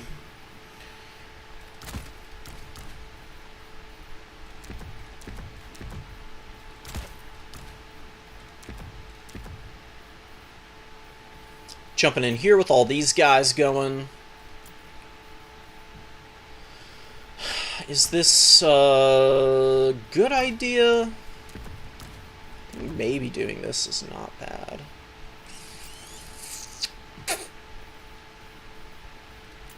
Yeah, screw it. We're gonna do that.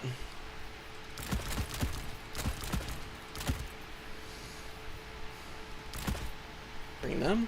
Maybe? Bring this? Nah, maybe? I don't know. Do this? Definitely.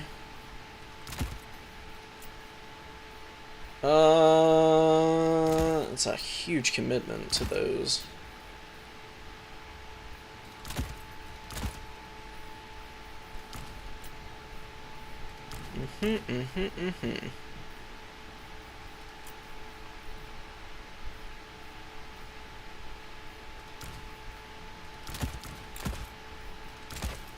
Probably don't need to do more than that.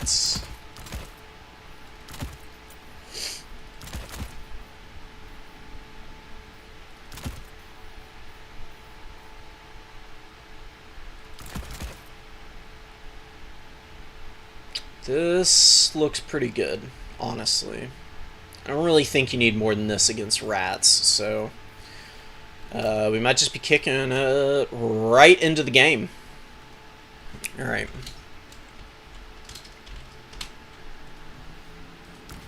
Bring in a little bit less of a meme build, quote-unquote, than I normally do. We're actually going to swap this up.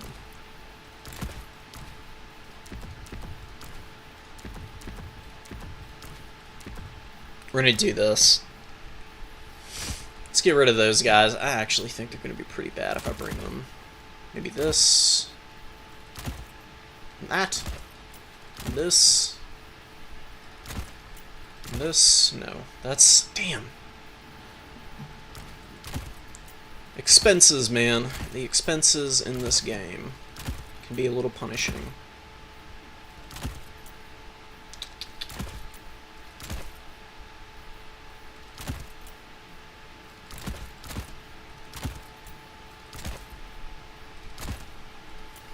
That is a lot of slant into that style.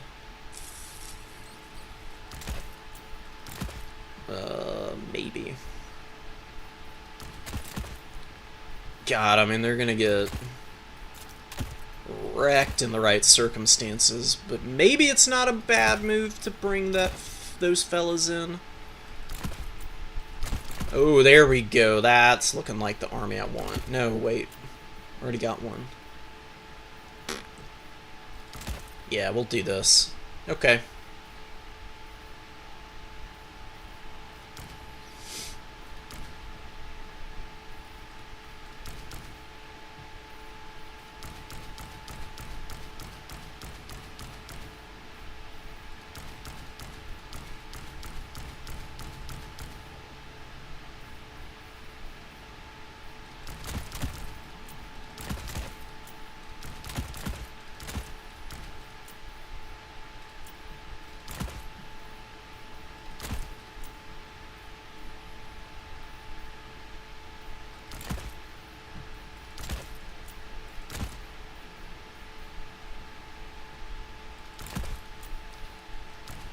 Why are the dollar funds so tricky, man?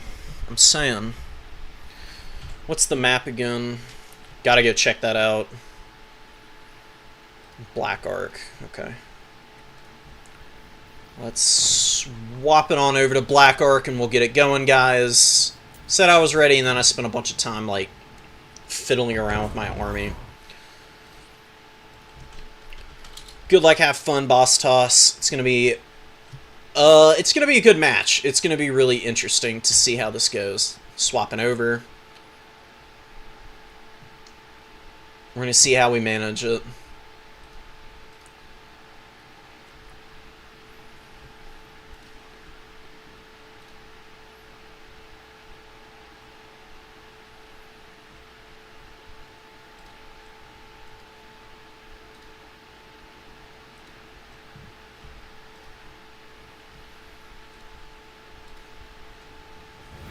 Alright, Skaven versus Khorne on Black Ark is going to be pretty messy. It's a nice wide map, so I'm going to get lots of opportunities for flanks, potentially. This little terrain blocker here can be detrimental to my success, but it could also end up being a huge boon for me, potentially. Marauders of Khorne! Blood for the Blood God! Send those guys down there. This fella's gonna sit here. And do something like this. 1, 2.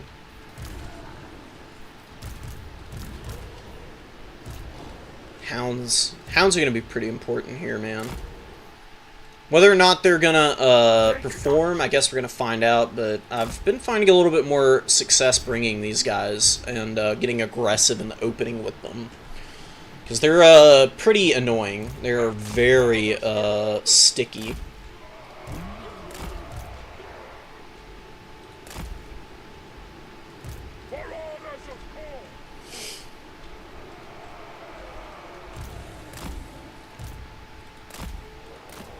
Yes! I actually think I'm going to leave this down here for now. And the characters down here as well.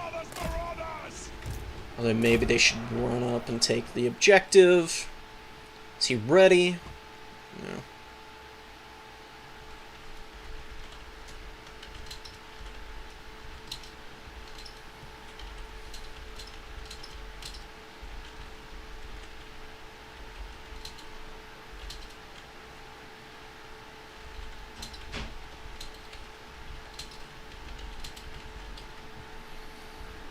I guess Boss Toss is waiting for me.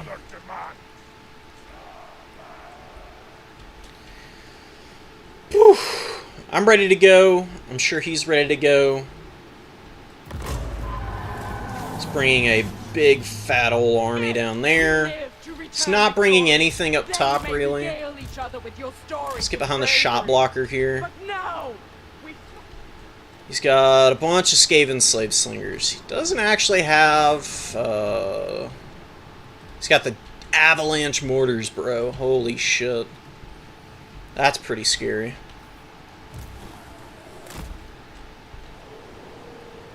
Okay, if he's going to advance those things up and try and protect them all game, he's welcome to it.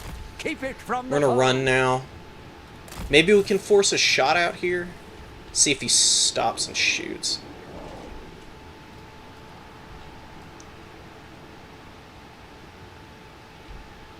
We have a victory point. Keep it from the foe. I don't think he's gonna. I don't think he's interested. He's not gonna go for that. But let's get up here. These are just Skaven Slave Spears, so we can get pretty aggressive with those guys. He's got the good old Dwarf Thing Menace coming in. So let's get some Minos out.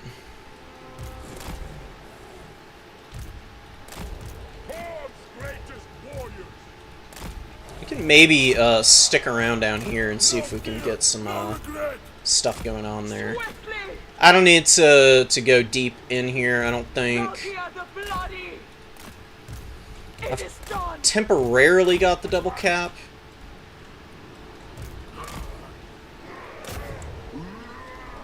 Hounds into Skaven Slave Spears is not a bad idea, actually.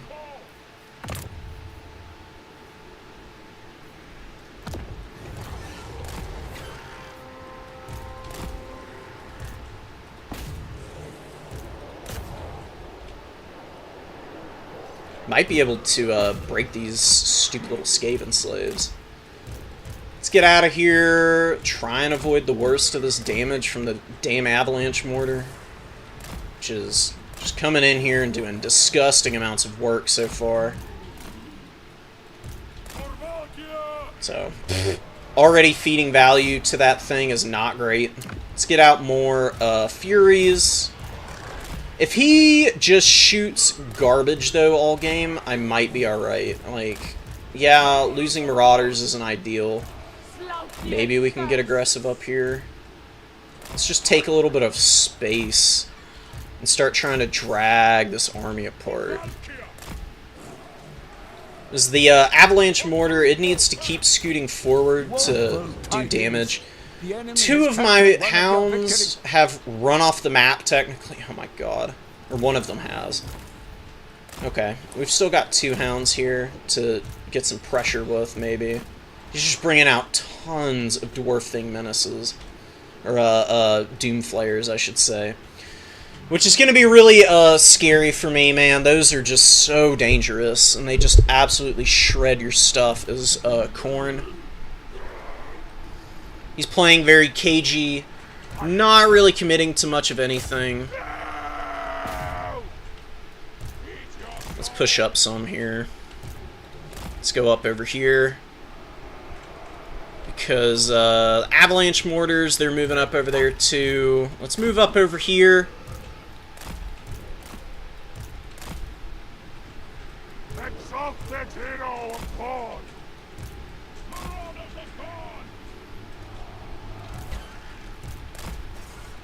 Howling Warp Gale. I need to spread my Furies out. This Blood Shrine can actually get a little aggressive here, maybe. Valkia is pretty safe from shooting right now.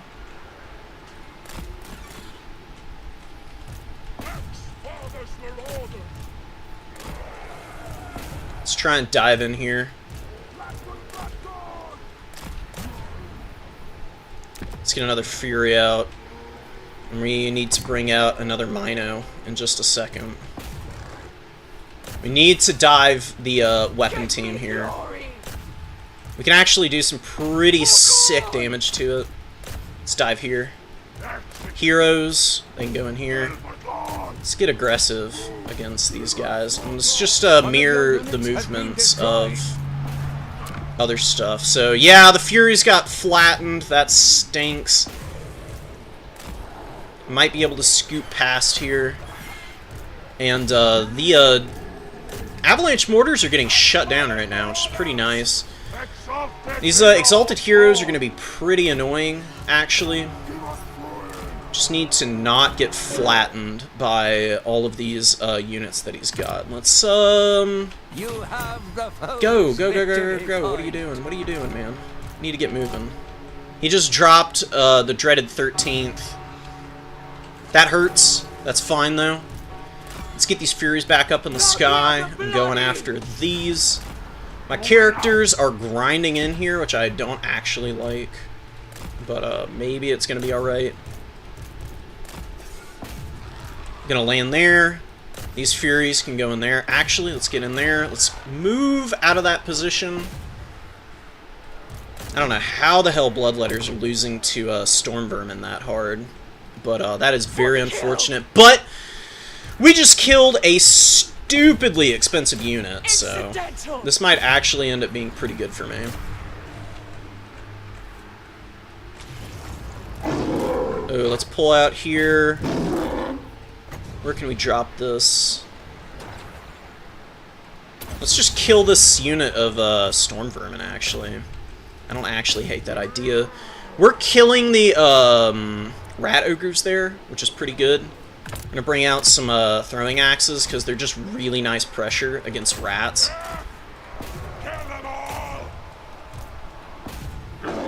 Plane Rat Spears I could flatten there. Stay on top of these guys. Valkia, get up in the sky. Let's get out of this blob of spears and crap. Can't really do it with these guys right now, which is unfortunate. Valkia needs to get away. I don't know if she can, though. Let's kill all of these really blobbed up spears, though. That should be enough to break leadership, and then we can get a collapse here with all these guys. And maybe even, maybe we can kill the Lord here. If we can kill the Lord, that would be really nice. More throwing axes. They're gonna run down these Night Runners. We are going to absolutely wreck this chieftain, potentially. Oh no, these guys rallied. Go, go, go, go, go. You're gonna actually go back here and kill the rest of the avalanche mortars. Pretty please. The shrine is struggling a little bit. Not great for me. Let's get over here, do some damage. He's getting this, I think. This is not great. Yes! Let's buff these units up, just to see if we can make something happen there. Getting out some flesh hounds, maybe they can stop these damn, whatchamacallits from killing me. My heroes and my minotaurs are just stuck on a lot of garbage, which is not good. And my throwing axes got absolutely wrecked by Night Runners, so rip. And I'm so far deep in his zone here. I don't really have a local advantage anywhere I'm going. That's pretty brutal. Come on, don't break, please.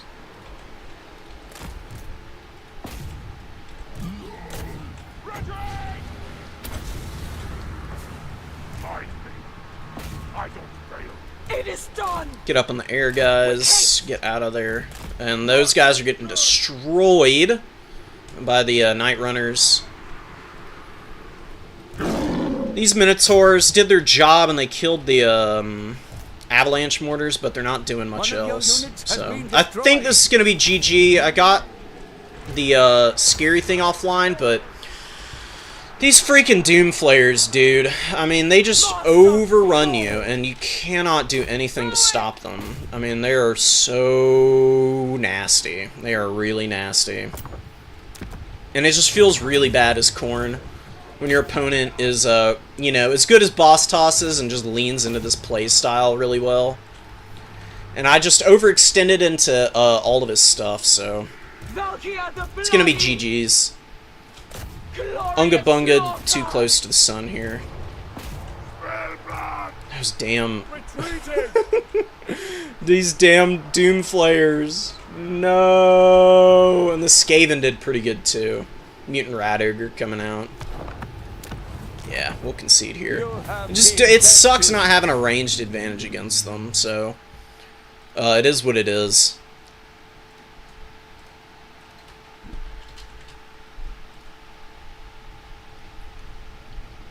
And these characters didn't do shit. They were nice and healthy, but they couldn't get any value.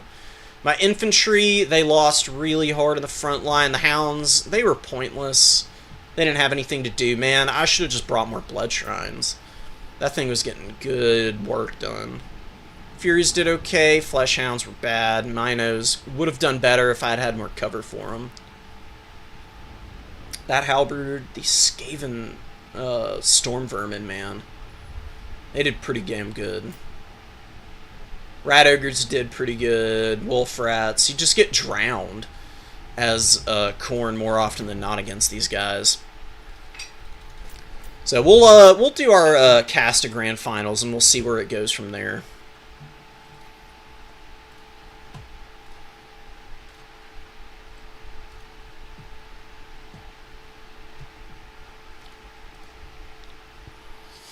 Alright, so it's a Boss Toss versus Suarve, and they're already gearing up for it, man. Damn. Okay.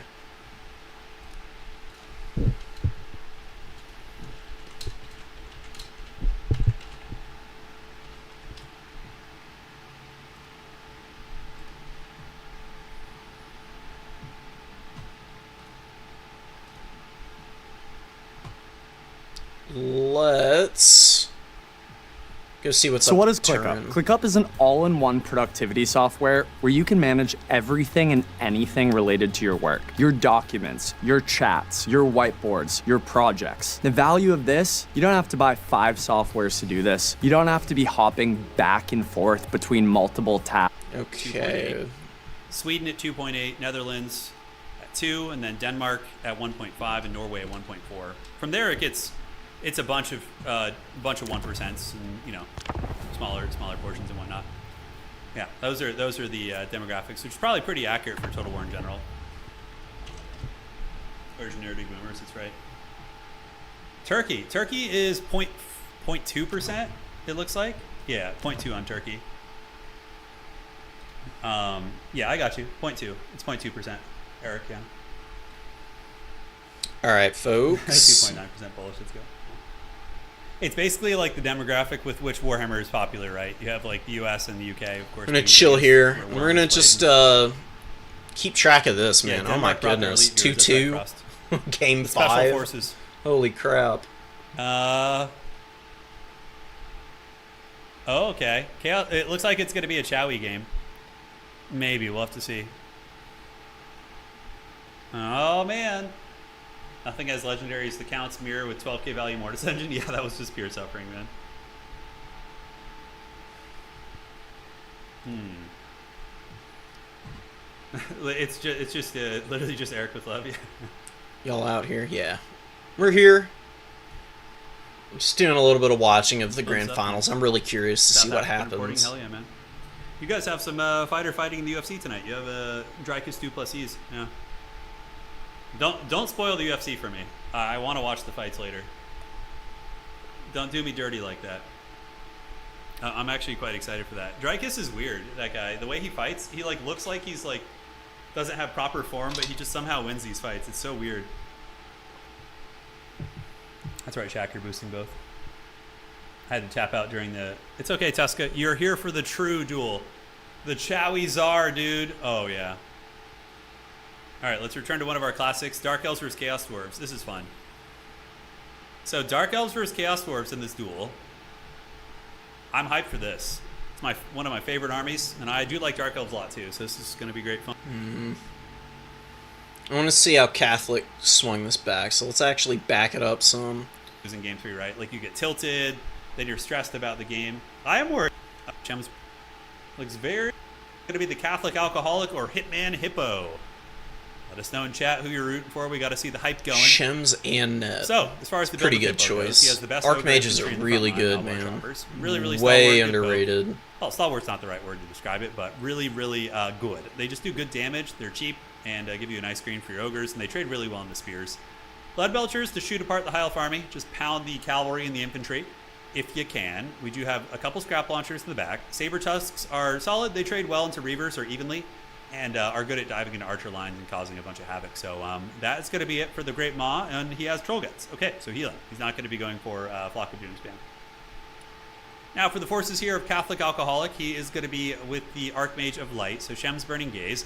Oh, on an Eagle. Interesting. So just a fast, speedy caster. We have Shem's Burning Gaze and Net of Amnitok. All right. It's going to be double Bolt Thrower with Silver and Guard. So spears, I mean, if you're fighting big, thick, shirtless dudes with pot bellies, what do you want? You want a spear. So you basically just stand there, you poke them, and you do your best. Ogres beat spears by shooting them and by tar pitting them in Noblars and just dragging them down. That's usually your best bet. A lot of archers. Archers are really good against ogres too. Lothar and Seaguard are also a very common pick, but it looks like he went the more budget route considering he invested in Quad Silverin, and that is going to be it. So this is for all the marbles. If Hitman Hippo wins this, that is tournament over.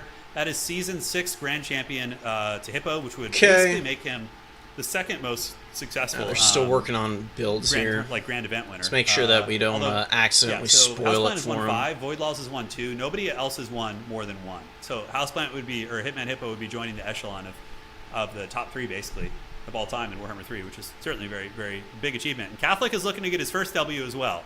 Catholic has been one of the most consistent performers for the past couple seasons. He just constantly getting to the top of the leaderboard, winning tournaments, very steady, and he plays elves, which is always fun. So yeah, cool to see. Yeah, all right.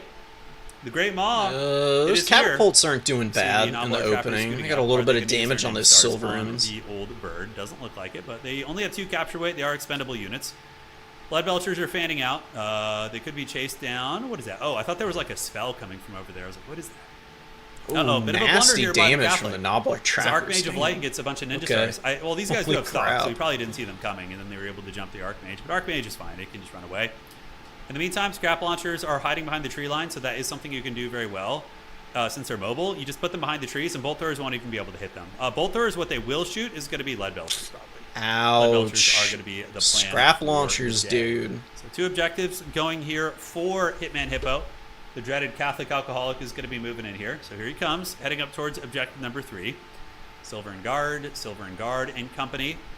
And we do see the bombardments from the Nobblar Scrap Launchers doing great damage. So far, 1 archer unit down to a pretty low amount of HP. They've definitely taken a righteous beating here. Lead Belcher is going to set up shop and get a nice angle. If they can sit here and shoot, they might be able to even avoid the Bolt Throwers, although I think Bolt Throwers will get a good line of sight on them. Bolt Throwers are actually one of the best artillery pieces in tabletop as well. They're very, very good. But the objective is going to start switching. Ogres are going to yield the points. On the backside, we do see Lead Belcher's doing what? He's hanging out with those. He's retreating. Is he? Yeah, they're both banking supplies. Is he going to do like some sort of a build-up strategy? Build-up is more like, seems to be more melee focused. Typically, people will build up a big melee army and move in, but in this case it looks like, yeah, he's mostly ranged, so I wonder if the build-up will be as effective as normally.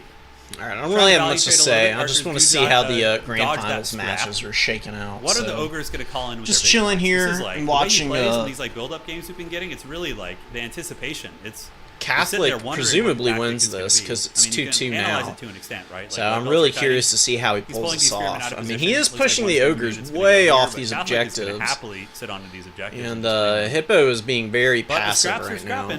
Nobblar Scrap Launcher here shooting. I don't think it's a bad idea, honestly. He's actually kiting with the Nobblar Scrap Launcher. Oh, I think he's getting shot up pretty bad. So, excuse me. He's pulling back the Nobblar Scrap Launcher, which is forcing the Bolt Throwers forward. And then he's going to Alpha Strike, and the Bolt Throwers will be closer than they would have been otherwise. They would have been back here in a standard objective fight. So he's like baiting the Bolt Throwers forward, which I really, really like. I think that's an excellent play. As far as this point goes, we do see the Spearmen should engage, or those archers are not going to be long for this Ninja Stars coming out of the Nobblar. Which I don't think is going to make a difference at this point. So maybe holding is the right idea. This unit of Silver they got wrecked. Oh my goodness, several those units archers. breaking and running already. These 2 units have broken, and now we get the Fireborn. It looks like the Catholic has had enough. He's going to be pushing out. He's got Fireborn. He's got Lothern Sea Guard. 3 units called in. The Ogres respond with the Sky Striders. Oh my god, the Sky Striders, bro. Big, heavy fight here. I love to see it. Oh, yeah, let's go. Never see these Sky dudes Striders anymore. going to be duking it out with Fireborn. It used to be so meta, though. You probably see the Troll Guts being brought instead of Flock of Doom, because he was planning on bringing the big, scary, heavy cavalry. But the High Elves do have the double objectives, and looking at the points, it's going to be razor close here in just a second. Lead Belchers are shooting into the Silver and Guard. One of them is getting really Lead Belcher's getting beat down by Bolt Throwers. Talk about cost effective. These little Eagle Claw Bolt Throwers doing great. Probably getting these Lead Belchers back, like here, and just routing them this direction, so then you can bring them back later when the Bolt Throwers are offline. Maybe. Fireborn going to be retreating away. Ogres are, even though they're kiting a little bit, trying to pull back and, take advantage of the ranged elements, they are kind of losing this fight. We do see the Elves, I think, with a bit of an advantage. Turin's got it on the nose there. As much kiting is going on, Ogres are not winning decisively enough. These Elves will come back here. The Archers are that tends to happen with them, just because the Nobblars and Ogre Bulls, if those are your front line, do not hold up. Though, will be excellent against You're going to lose all of the spears that the High Elves bring out. Sky Striders, they probably would lose. If you get really aggressive, Fireborn will dumpster your big scary stuff. Like, even the Sky Striders are not going to love fighting against the I don't think the Ogres can allow. Fireborn. And now we see the dreaded Ogre Tide. Oh, the Great Maw is hungry. The Ogres finally got their appetite up, and they're going to be swarming out. That is a lot of big, thick, hairy men. So they are on their way in. They need Nobblars under them, or they're going to lose to those Silverin, even if the Silverin are beat up. The High Elves need to close ranks. If there's any openings, the Ogres will find a way through, and they're going to use their 54 speed to cackle pretty hard. So here, the objective is flipping to the Elves. The Lothern Sea Guard and the other Spearmen have arrived, including the Silverins, I believe. No, just basic Spearmen. But that objective is going to be Some flipping. Lotherns And now coming the Great out. Maw needs to get up here and do some work. So is it going to be able to Archer push in? Fire saturating Scrap in launcher. on Is it gonna blast the into Silver and Garden? Maybe Bulls, so. We have a but couple this Lead Belters is back this here, is not great trying to for the reposition Ogre themselves, but Kingdoms. the This build is from not the Catholic has Alpha been Strike that extremely they clean want, so I far. don't He has think. not made too many mistakes, and his build is very, very tight. On top of that, He's has about to Mets in just the back charge pocket, so if into the a Ogres try front and penetrate line to the that's Bolters, he built has to Mets ready counter to what play, he's right? bringing out. Lead Belters So he are needs shooting to into the maneuver spears. them Spears are around getting the a little bit worn down, and open now we see the Ogres flanks. pushing into the secondary. It is going to be a Because, Nobbler I mean, Trappers that whole trying to press on the side where Archers, and the Turin just Ogres marked have as dove open. onto the Silverens, which it's a little bit risky. I mean, Silverens Yeah. will dominate Ogre Bulls in combat, and these guys are going to get netted. Oh, yeah. The Fire Chads, dude. Here they come. Guns out, Ironborn boys. coming in. They're going to sweep off the one here unit comes that has Historian's a Chosen, right? chance to get in So, there. oh, the Dismember play. I like that. okay. So Dismember That's from nice. the Ogres. The dreaded snare on the Fireborn. And these Chunguses are going to be running into the trees. That's a very, very clever play. I like that. In the front line, however, Silver and Guard are up trading Yeah, but extremely well. man, with those the Ogre units. Bulls are Scrap dead Launcher still shooting already safely pretty from much. downtown. They're And the getting high ground point wrecked. belongs to the Elves as well. Sky Striders are Crushers, trying to penetrate into the they secondary. It looks like they might could find their way potentially into the carry Archers. this game. These Ogres ran back into the trees, although No, they're getting in. They're gonna die so fast. Fireborn are gonna wreck these Ogres guys. try some karate kicks and clumsy clubbing attacks, but the elite of the High Elves are certainly going to take that like a champ. So Net of Amatok going down in Sky Striders. Talk about good value. There's also Spears nearby. Archers Spears are boxing out the Archers Saber are gonna be Tusk before they could repositioning shut and down taking big the shots into bolt Sky throwers Striders. is They have pretty 120 armor, however, huge. so they should be okay. Up in the high ground. Elves point, holding on to that very well. point is Lead Belters really in bad kind of for shape. Ogre Bulls coming in as the Nobbler Scrap Launcher the Ogre continues to try Kingdoms, put and I pressure think on all them. the I also Lead think this Belchers Rock are Art about to be triple offline, looking very tough. and that's Are we probably gonna going to get be game game 5 in because today's without epic the tournament? shooting, Might. Sky Striders Ogre with Kingdoms Trollguts aren't going to be able to and, do Massacre anything active here. as well. I mean, they will massacre the Fireborn, but with all the spears nearby, I think that they're going to end up losing. Oh, it, man. which is too Okay. much ground support, right? It's going to be tough. A couple Ogre Bulls are just Haggard moment coming in here. We're swapping to Grand Finals. The game has just started. We skipped all the boring positioning stuff, so... Got an Exalted Lord of Change up in the sky. There is the Avalanche Mortars, and they just got smacked by the freaking Blue Fire. It just does disgusting damage to targets like this, so... Maybe not the best choice bringing these guys. We'll see if they're able to make something happen here. Suarv is being very cagey and just not engaging anything. Probably until the Avalanche Mortars are just completely gone. He's got absolutely nothing to incentivize him to move up. And this is kind of the perfect position for Tzeentch to be in. And, Khorne... I didn't have an option but to try and shut these guys down in melee and was just feeding value into all the Doomflayers, but having Blue Fire, Suarv is just going to sit back here. He's going to cast Blue Fire until these guys are dead and then engage all of the units. And he's just going to overwhelm all these crappy infantry because, Skaven Slaves, Night Runners, Gutter Runners, all these guys are really going to suffer against the firing that Tzeentch has access to. And without the Avalanche Mortars, oh my god, 6 models left. They're probably, they are routing. They got a very haggard volley off, and that's about it that is going to be coming out there. Oh, they rallied! That's huge. Let's see if they can do anything, though. A little bit of damage against some Marauders. Losing this unit is just so sad. I mean, that's just fat value. Suarv is probably going to be profiting and winning this tournament, if I had to guess, just based purely off of the plays so far. Completely obliterating the Avalanche Mortars there. Although the Night Runners are getting some really good damage against this guy. Smacking him up pretty well.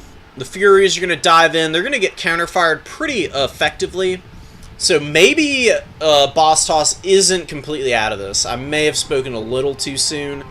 I do think he's got some good options for clearing through all this stuff. I mean, the Doomflayers are just so effective at charging stuff down that they might be able to carry this game, but they need to do something about these Centaurs of Tzeentch who are coming out here, and I think these Night Runners are a little bit too overextended. I mean, they're all the way up here, and they're going to get smacked into by these really fast units, and Boss Toss is moving some guys up to help. But, oh my god, great use of the Skyray ability, hitting those Night Runners here. Really good use of that ability. How much value did that get? 383? Oh my god. Disgusting. Great value, and Swarv is just outplaying Boss Toss right now. Doing a great job of skirmishing and maneuvering his units around and not giving any room for Boss Toss to get free value. You know, the Skaven Slaves are going to lose to Marauders, and the Blue Horrors are going to wreck these Skaven Slave Slingers. So I really don't think that this was the build. It worked really well against me, against Khorne, because, you know, Khorne has a range deficit against Skaven, and you really don't have any option but to get into the backline and do something against them. But Swarv showing his chops, using the army ability, and deleting what's completely obliterated what was left of the Avalanche Mortars. Killing a Clan Rat here, also not bad. Pretty nice. Skaven Slave Slings, they haven't taken a lot of damage, but they take the next two volleys from these Blue Horrors, and they will probably rout, and that'll be it. Marauders breaking through the Skaven Slave lines, and Clan Rat Spears, they're not going to do too hot against these guys. Marauders do beat Clan Rats pretty decisively, and Ikit is going to have to absolutely carry this game, man. I mean, what's he got? He's got Death Frenzy, Warp Lightning, and that's it. No Howling Warp Gale. I'm not 100% sure about that. Nasty Tzeentch Gaze here, Gateway. Absolutely annihilating all of the Clan Rats down in here. I imagine that the Doomflayers probably took a little bit of damage from that thing. Not too much. But the Shrieking Skyrays are going to do a lot of damage to them, and the Centaurs of Tzeentch have not lost any health, and they're going to run over these Doomflayers. Losing Night Runners is painful as well. Where are the other unit of Doomflayers out here? They're over here. They're going to be running over a lot of the Marauders. Looks like they've done maybe a little bit of damage to some already. Going to be coming in, probably hitting the Zangors on this flank. It's going to do some nice work, and Ikit Claw following up. Man, Boss Toss not out of this. I mean, doing some decent value, but Skaven cannot trade evenly with demonic factions just because of the bad leadership. You can see how many units are routing off the field right now. Skaven Slaves, some Rat Ogres just ran off as well. These Night Runners are dead. They're going to be routing off, and they're going to be feeding a lot of value and a nice intercept. And pushing away the Dwarf Thing Menace with those Centaurs of Tzeentch, who are getting a little bit of counterfire from the Skaven Slave Slings. These guys are not going to be able to stay online long with Shrieking Skyrays, man, dropping another ability in there. Killing a bunch of the Skaven Slaves and Night Runners, which is pretty nice, putting them down to range in which they're about to break.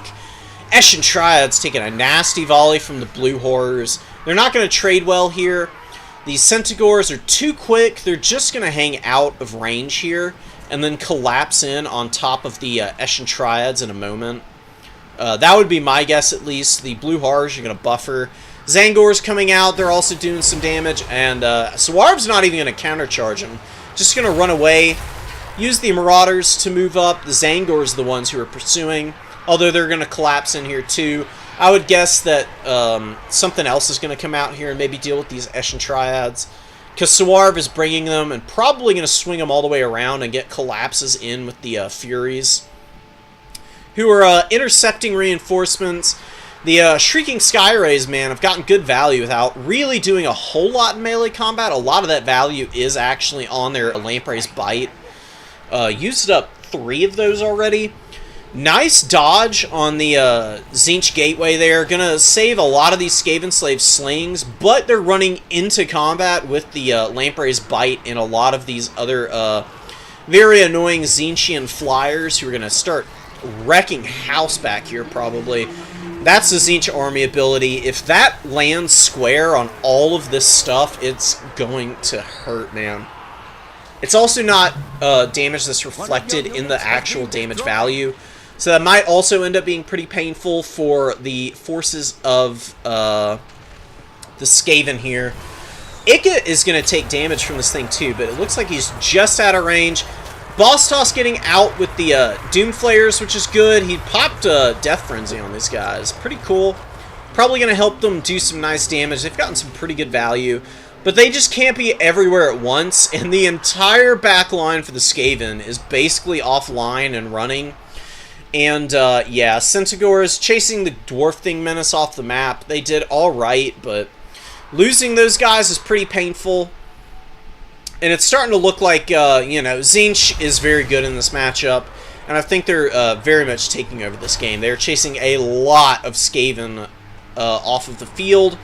Escher Triads hanging in here as best they can. They get smacked by another Lamprey's Bite, which is just doing work, man. Absolutely clearing out a lot of these really low armor rats.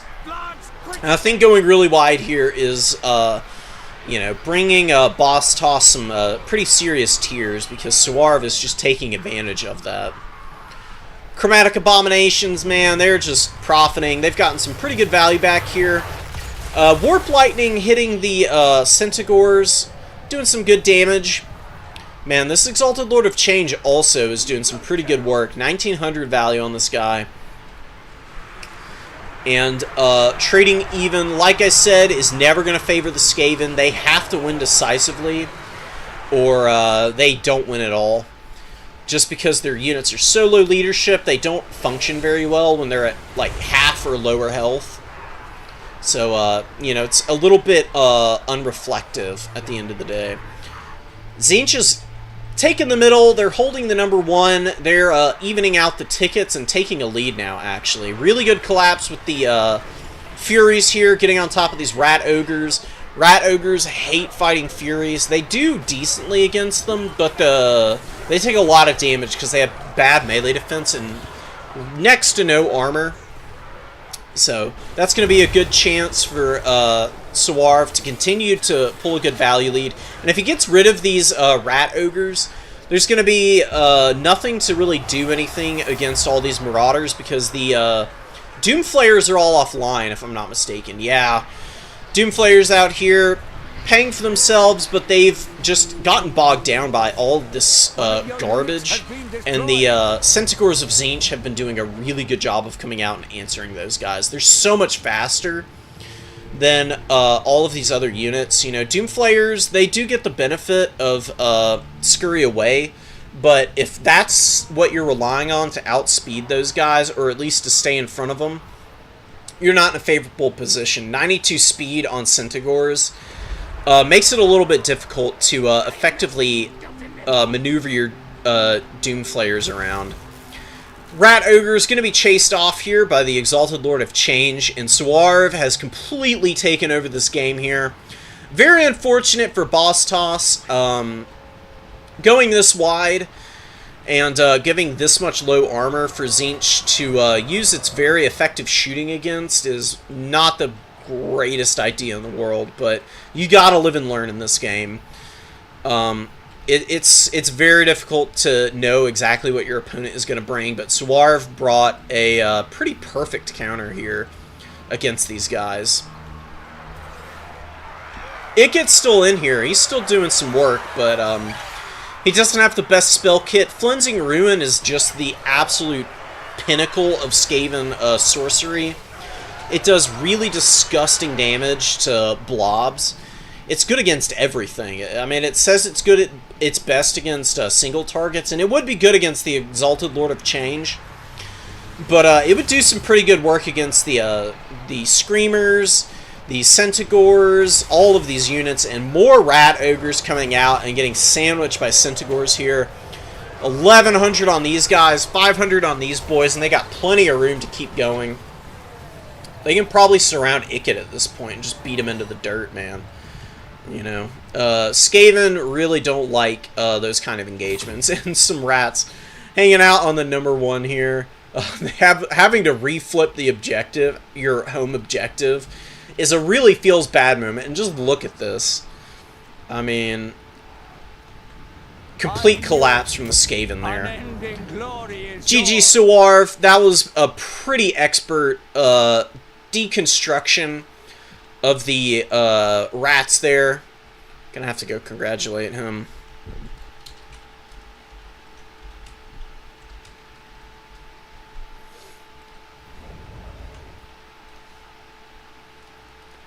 We'll go and we'll console Boss Toss.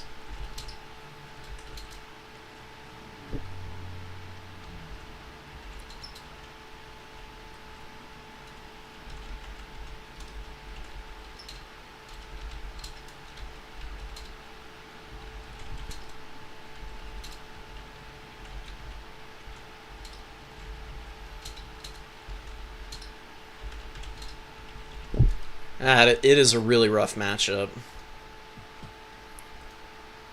Suarv GGing. Let's go take a little peek.